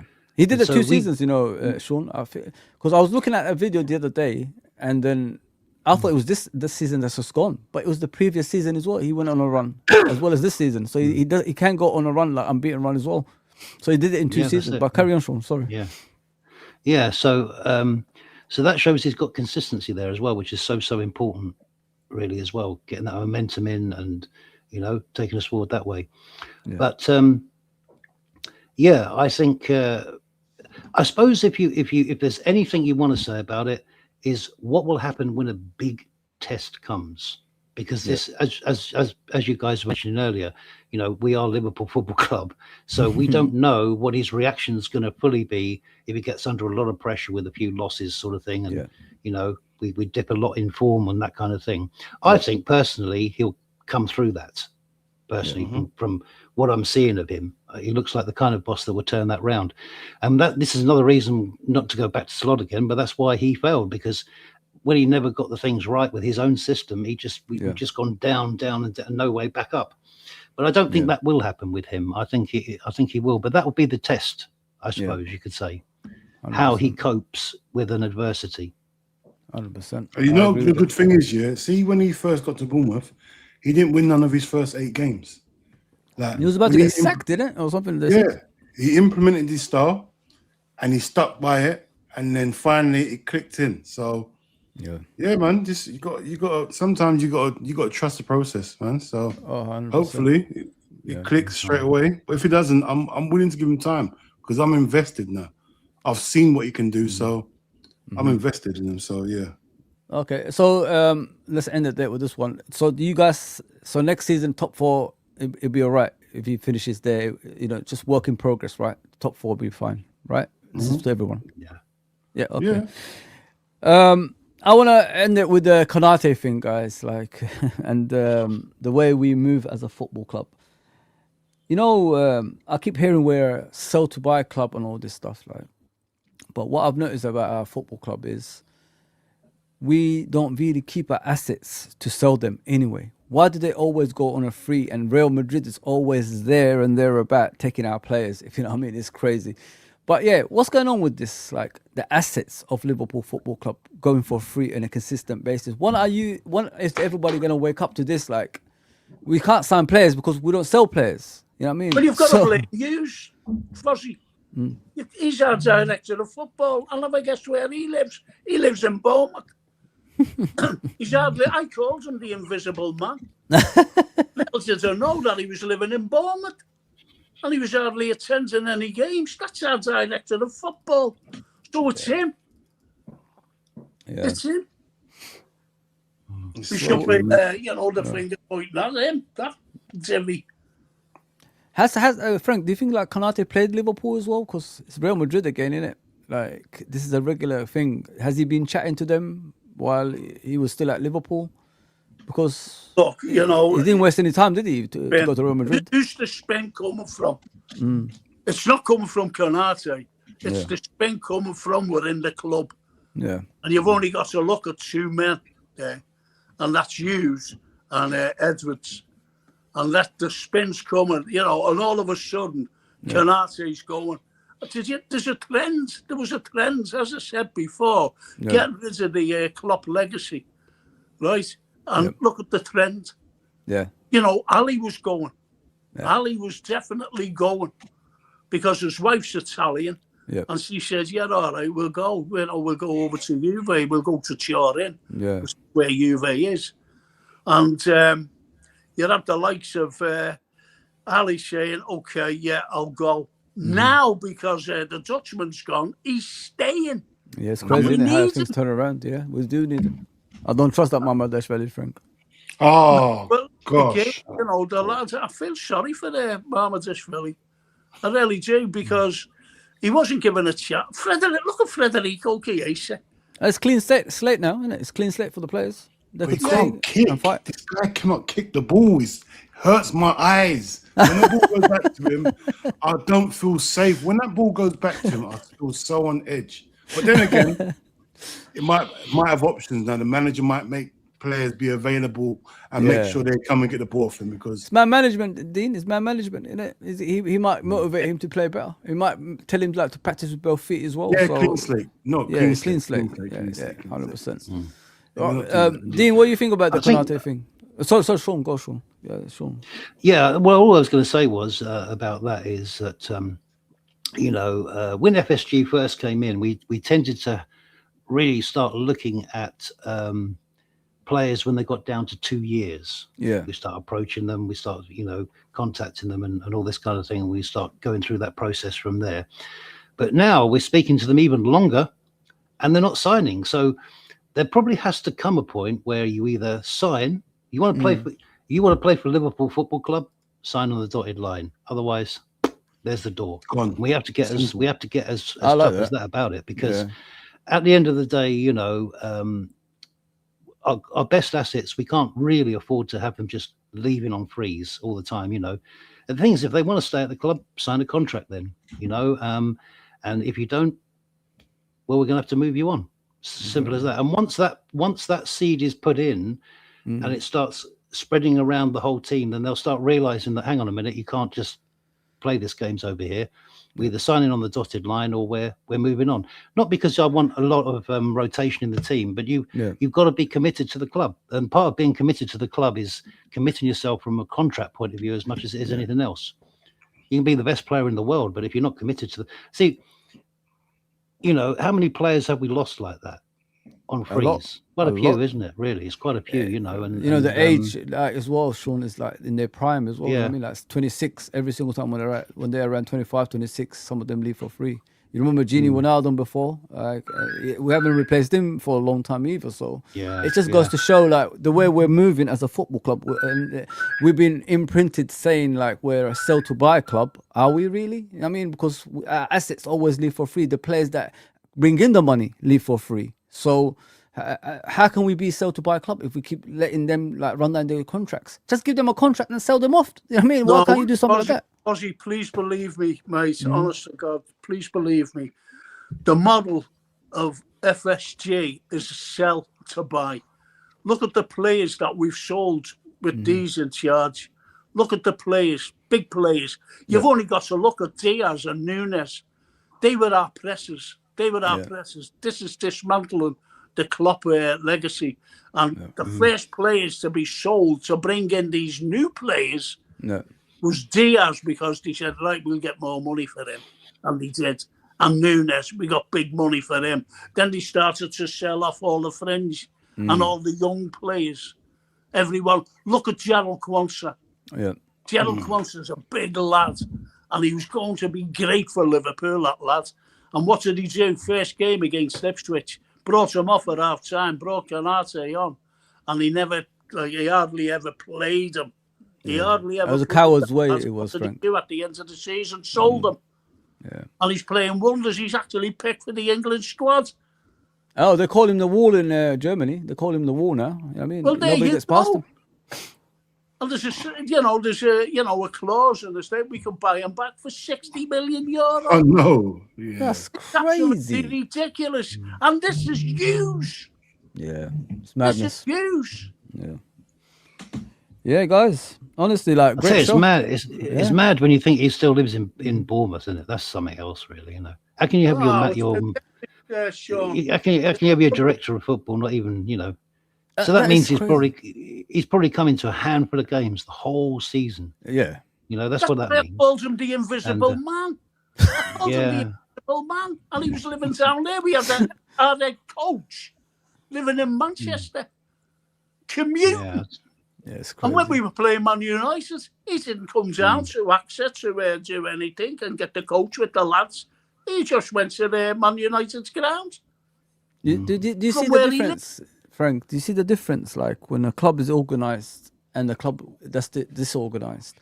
With Klopp, we was organised. We was all in our own little bubble, and then as soon as we disconnect from that and then become disorganised, this is what we see right now. It's a mess. You know what I mean? So it's crazy. It's crazy, man. So we've got to put faith in, lads. We've got to put faith in. Andoni Iraola. We really have to put faith in. We have to. Yeah. And I do. I've got to. As I said, you could have dug up Arthur-Askew, and he would have been a better bloody manager or coach than Slot. Anyone would.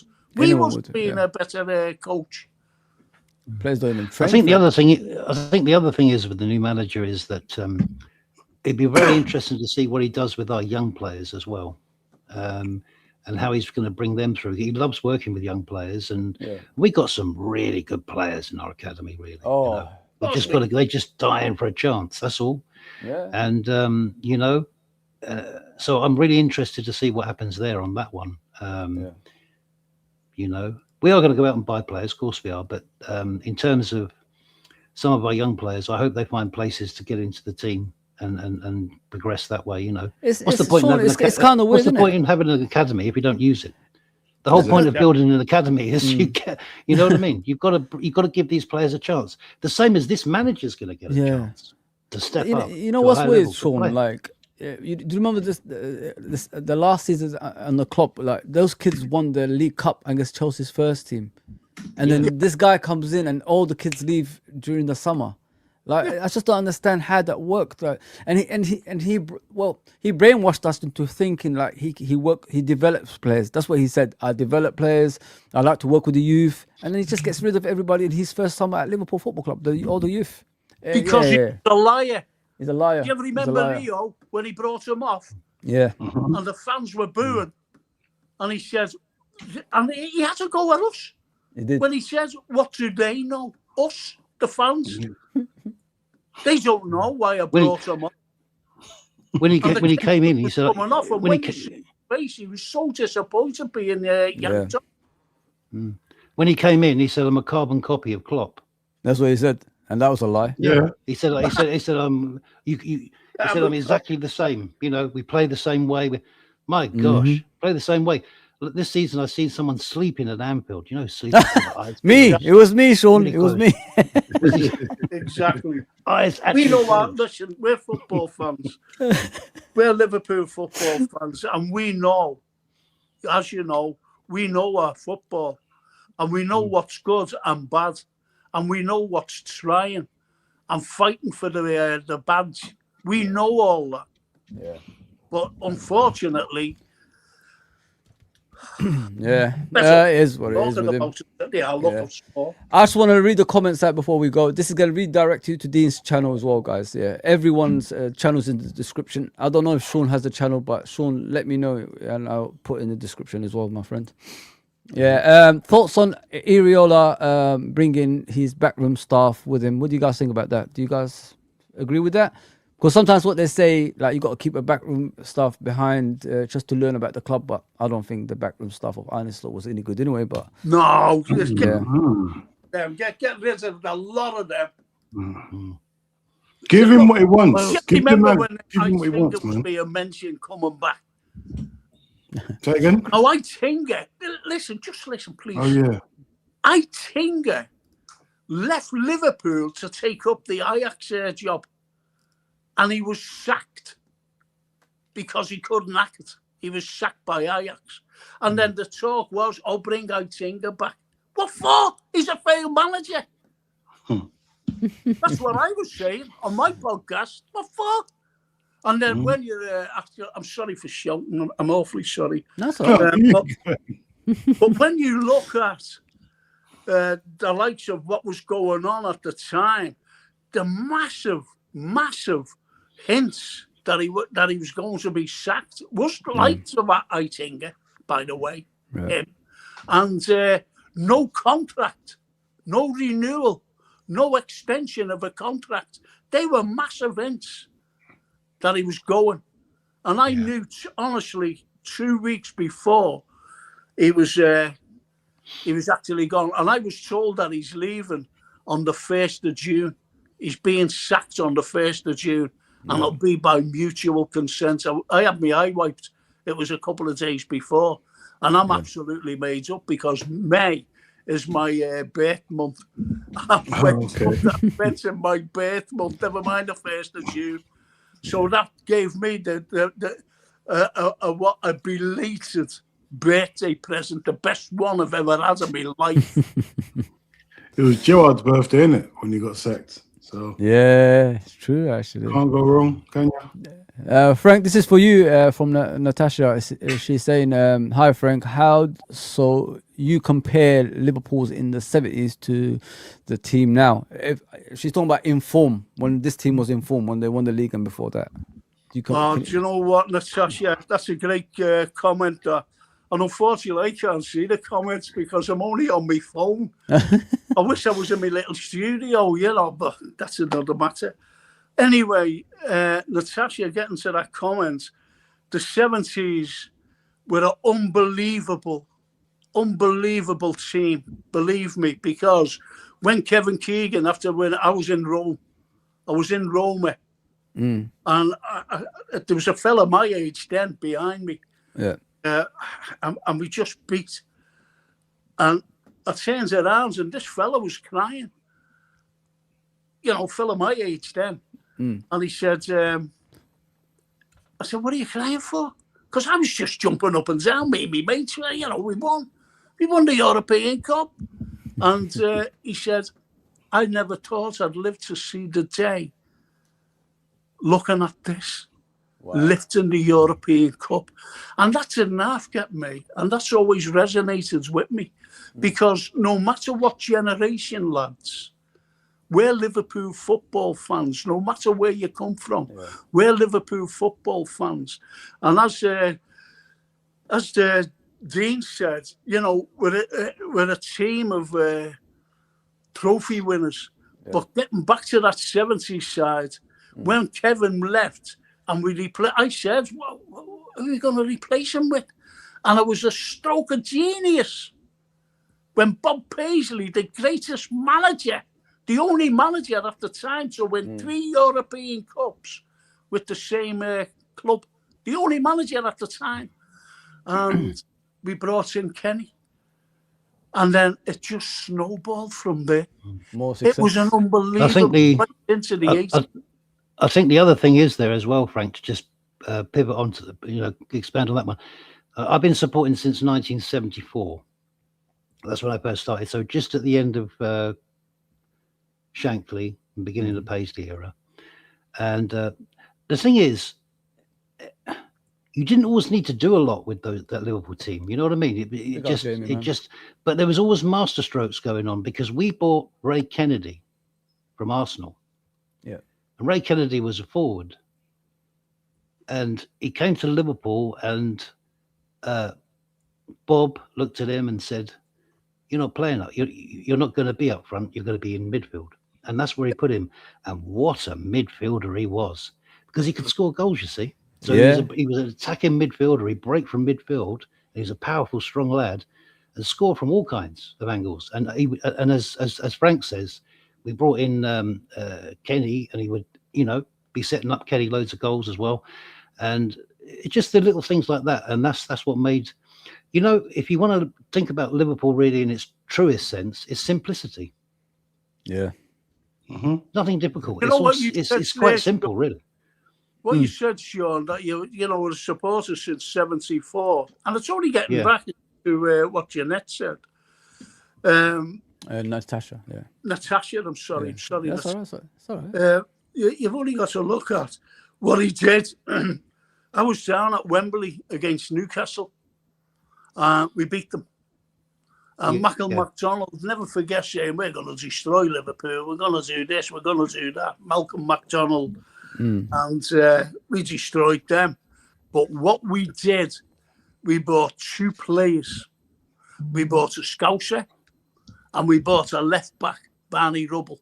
I became friends with Barney Rubble, by the way. He's always a friend of mine.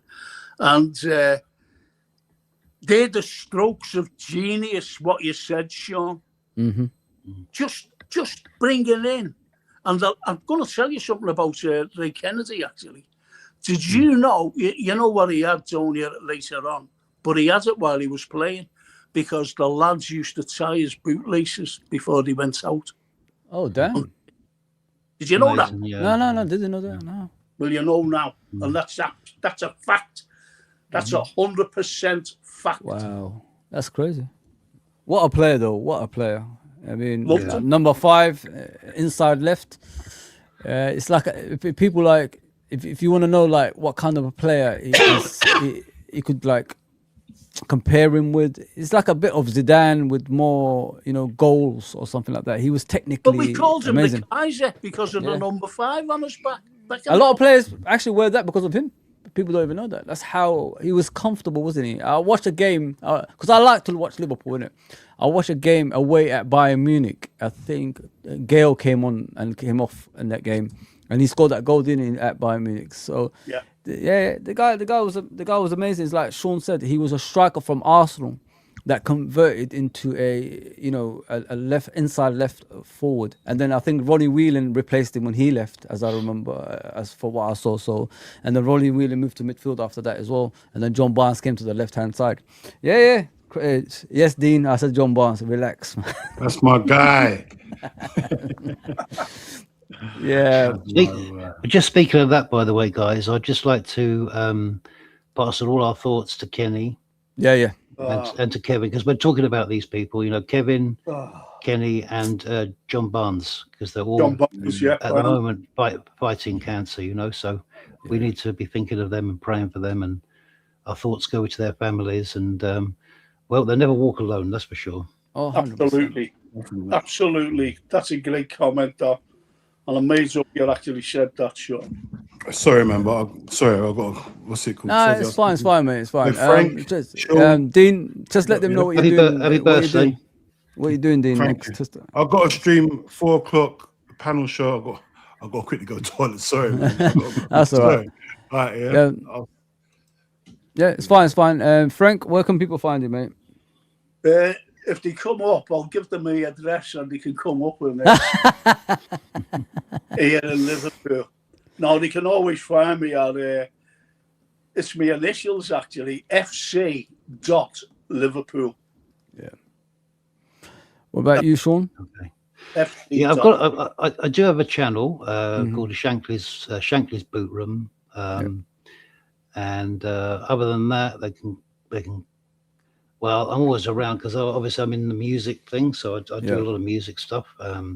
So I'm all around. But Blackmore Sean #3 @gmail.com is my email. If you want to touch out to me that way, you can. But yeah. So I've been so busy with the music side. I've done an awful lot on the Shankly's Boot Room channel for a bit. So I'm going to get back into that and start, and have you guys on there and stuff like that, and You know me, Sean. Anytime. Now you got the Discord. The community up.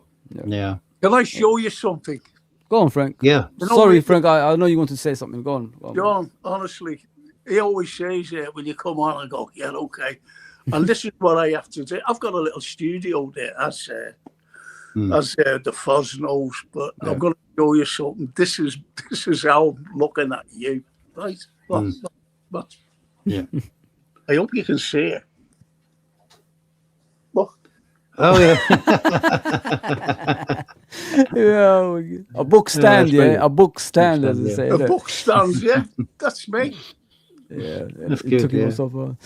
Nate says we can expect players to stay based on emotion for the club. 100%. Like I think it's a clean slate for everybody else. And as Frank, Sean, and Dean said, these players, they just need a manager, a man who believes in them. And I think this new head coach is going to be that kind of person that is willing to give players a chance. Don't forget, he's upgrading from where he's from. You know what I mean? So the likes of Federico Chiesa and all them lot is an upgrade for him. So he's going to try to get the best out of them. And not only that, probably put them in their proper, position rather than playing them as a right back and, left backs and all that stuff. What do you guys think about that question?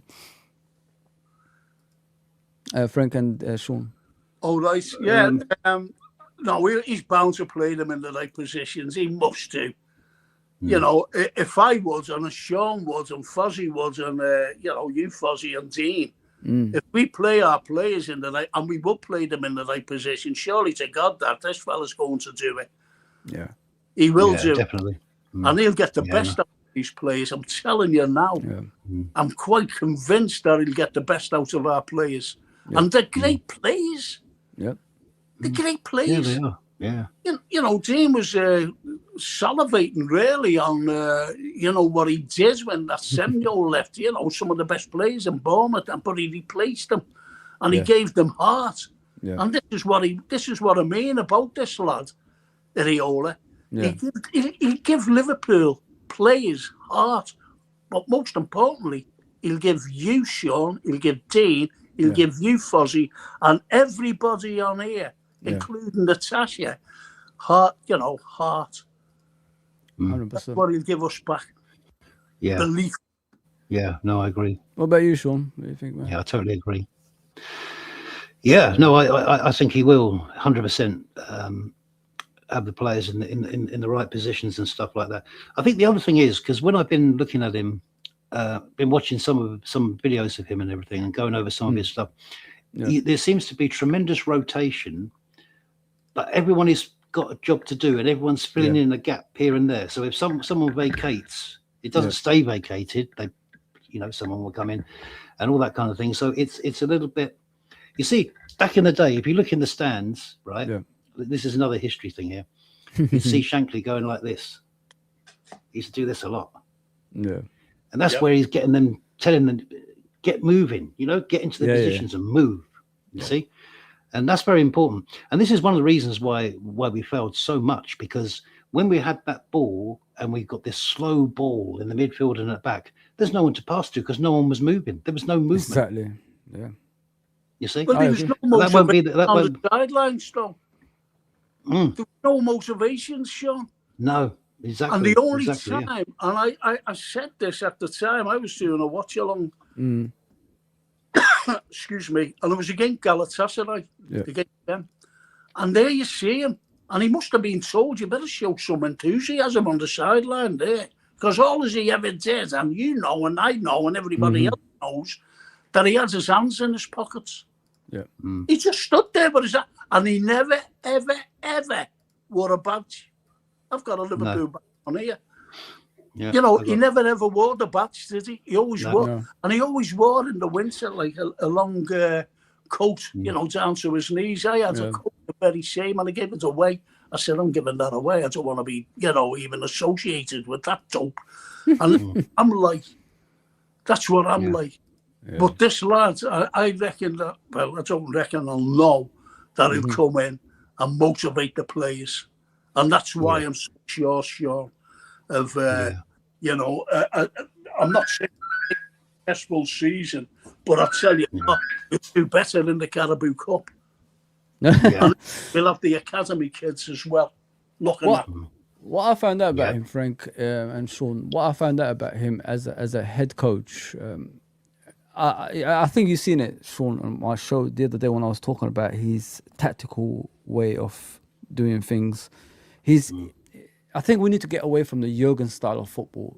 I think he's slightly similar but different. What I like about him is like what Sean said, Frank.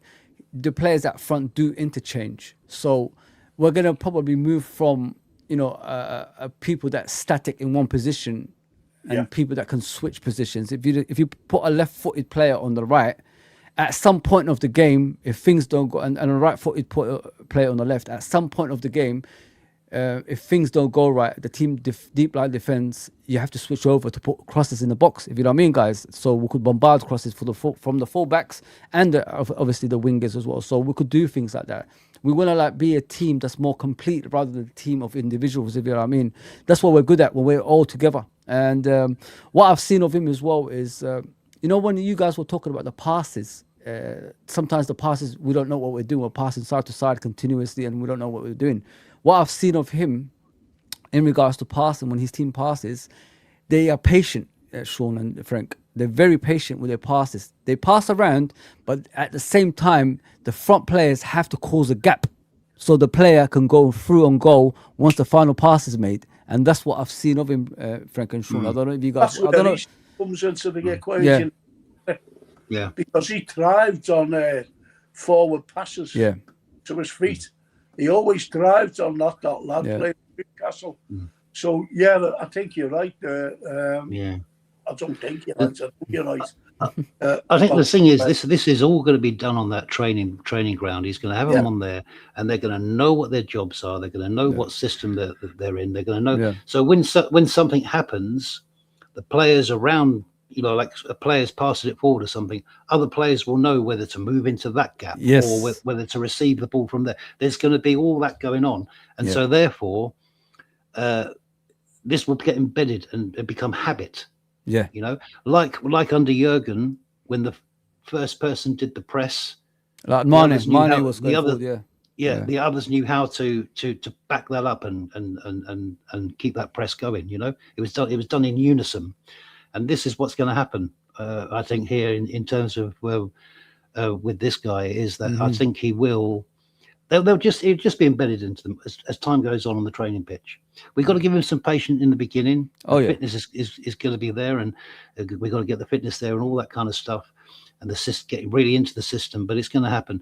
And then, of course, with us fans, we're there to back it all up, and we will do. We will. And there's no better fan base than Liverpool Football Club. There's no better fan base, is there, guys? There isn't anything that even comes close. Read the comments out there. I can just about. It says, Frank, my dad has said Liverpool need be great as the 70s and the 80s. And Frank, remember when England won the 1966 World Cup as well. So basically, 70s and 80s. Fozi, listen to this, and Sean, you're gonna love this. I never watched England, you know, down at Wembley, watching us on the telly, right? And there was a banner, and it was the first banner I've ever seen. And you know what it said? This is against West Germany, right, in the cup final. And it said, next to Liverpool, England are the greatest. Wow. That was a banner. Wow. A banner, little black and white banner. Next to Liverpool, England are the greatest. When I look at Natasha's comment over there about the 70s and 80s, 70s were serial winners as far as I'm aware, guys. I'm sure you guys can attest with that. They were serial winners. They won back-to-back Champions League, obviously league titles continuously. The 80s team from Kenny Dalglish with John Barnes, John Aldridge, Peter Beardsley, Ray Houghton, and all these guys was the most entertaining team I've known. I mean, I remember Sir Tom Finney saying, you know, it's the greatest exhibition of football I've seen against that Nottingham Forest team when we battered them 5-0. But Fozi, do you know the secret to it, though? No. The secret to it was that, yes, Liverpool won loads, but at the end of the season, it was... They put it in the box. Forget about that now. Forget about that. Ronnie Moran would be going round. And at the end of the day, we come the next start of the next season, it's all start again from a clean slate, as if you won nothing. And you go again, you know, and that's it. You go again and again and again. And every year was the same thing. Yeah. You know, they were clean slate, go again, clean slate, go again. And that's the winning mentality, isn't it? That's a winning mentality. It kept them humble. Yeah. What I like, if there was any cockiness or arrogance, Ronnie Moran in particular would drive that out of him. No. You know, this humility, very important thing. Because he used to come in with the medals in the box. Yeah, that's right. You go, if you have a medal, pick one. Yeah. That's what he never get answered them out. He used to say, if you deserve one, incredible. I remember Terry McDermott, he was in an interview and he said, Paisley always brought in 2 players. He said, so you had to be on your toes. Yeah. Not just 1 game or 2 games, right through the full season. That's what he said. And that's what you call motivation. And it just carried on then to Kenny. Then, you know what I love, Frank? The thing is, the psychology back then was an incredible thing. They were way ahead of time. They were way ahead of their time, Sean. Way ahead of their time. I'll tell you a story I've heard now about Emlyn Hughes. I don't know if you probably might know this one, Frank. I don't know. But because Shankly, he actually signed Emlyn Hughes off the back of just seeing him once. Yeah. Just saw him once. He went to see him at Blackpool and he said, that's it, I want him. And he had to take a while to get him. But when he went to pick him up in his car, and apparently Shanks was a bit of a rough driver, wasn't the best driver in the world, you know. So he's taking Emlyn Hughes down then you had to sign the players down on the town hall. Yeah. This is I actually heard this from Emlyn Hughes himself in a interview. And so they're going on down there, and of course, Shankly hits another car, and so they're exchanging numbers and then the police comes along, and they start getting involved. And of course, Shankly knows he's got to get him in there to sign him, otherwise he won't be able to play on the weekend. Get him into the town hall to sign him. So he goes to the police officer. He says, "You do realise who this is, don't you?" And he said, "No." He said, "This is Emlyn Hughes. He's going to play for bloody England."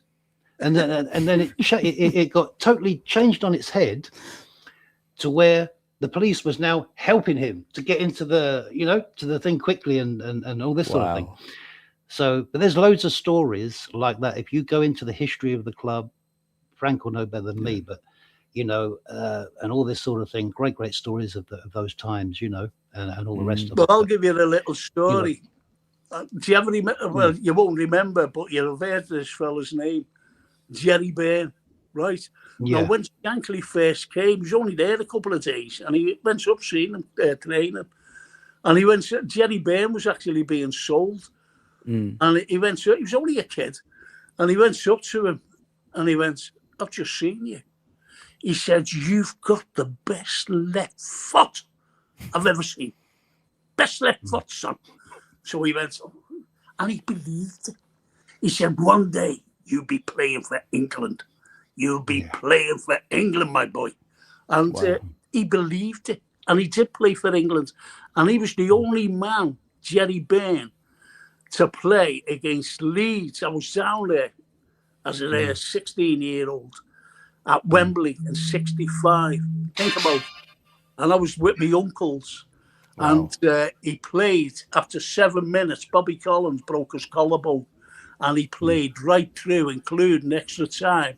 And he actually put a ball over to Roger Hunt. Wow. Yeah. See that? Football was different. Football is different.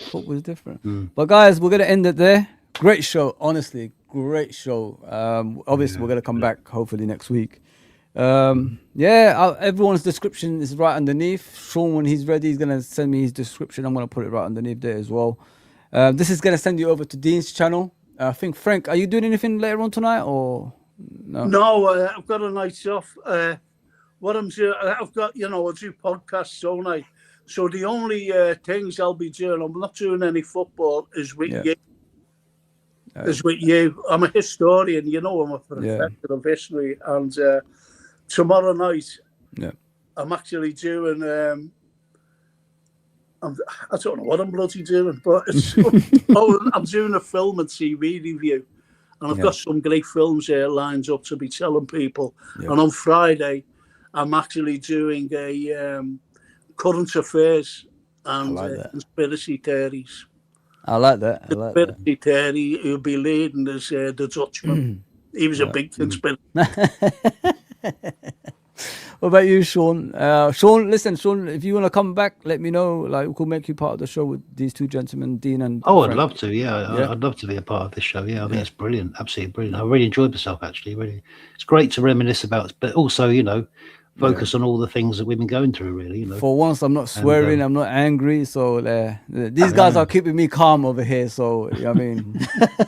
But carry on, Sean. Anything coming up, mate? Well, as I say, I've got my own radio station, you know, so I'm involved on that quite a lot. And as you know, I do music and stuff in other aspects. So I'm kind of busy with that most of the time. But in the summer period, I want to do a bit more as we get to know more about this manager. I want to do some more stuff on my channel, Shankly's Blue Room, and you know, get some stuff going on there.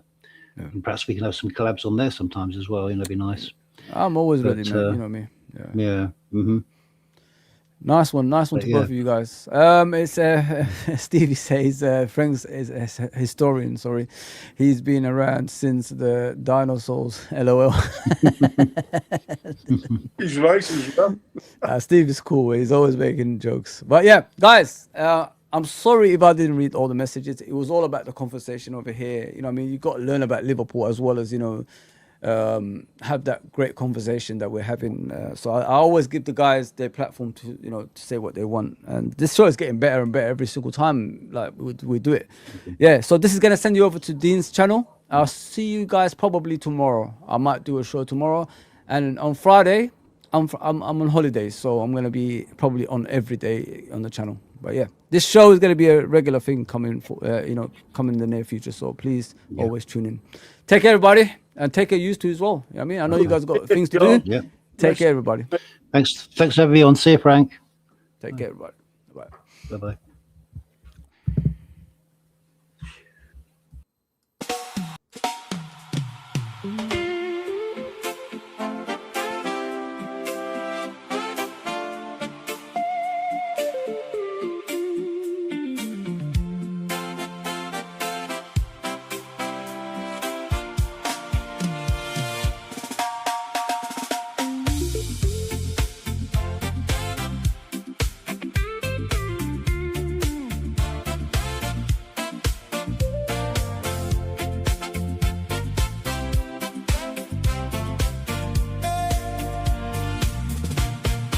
Big up Fozi TV, come inside.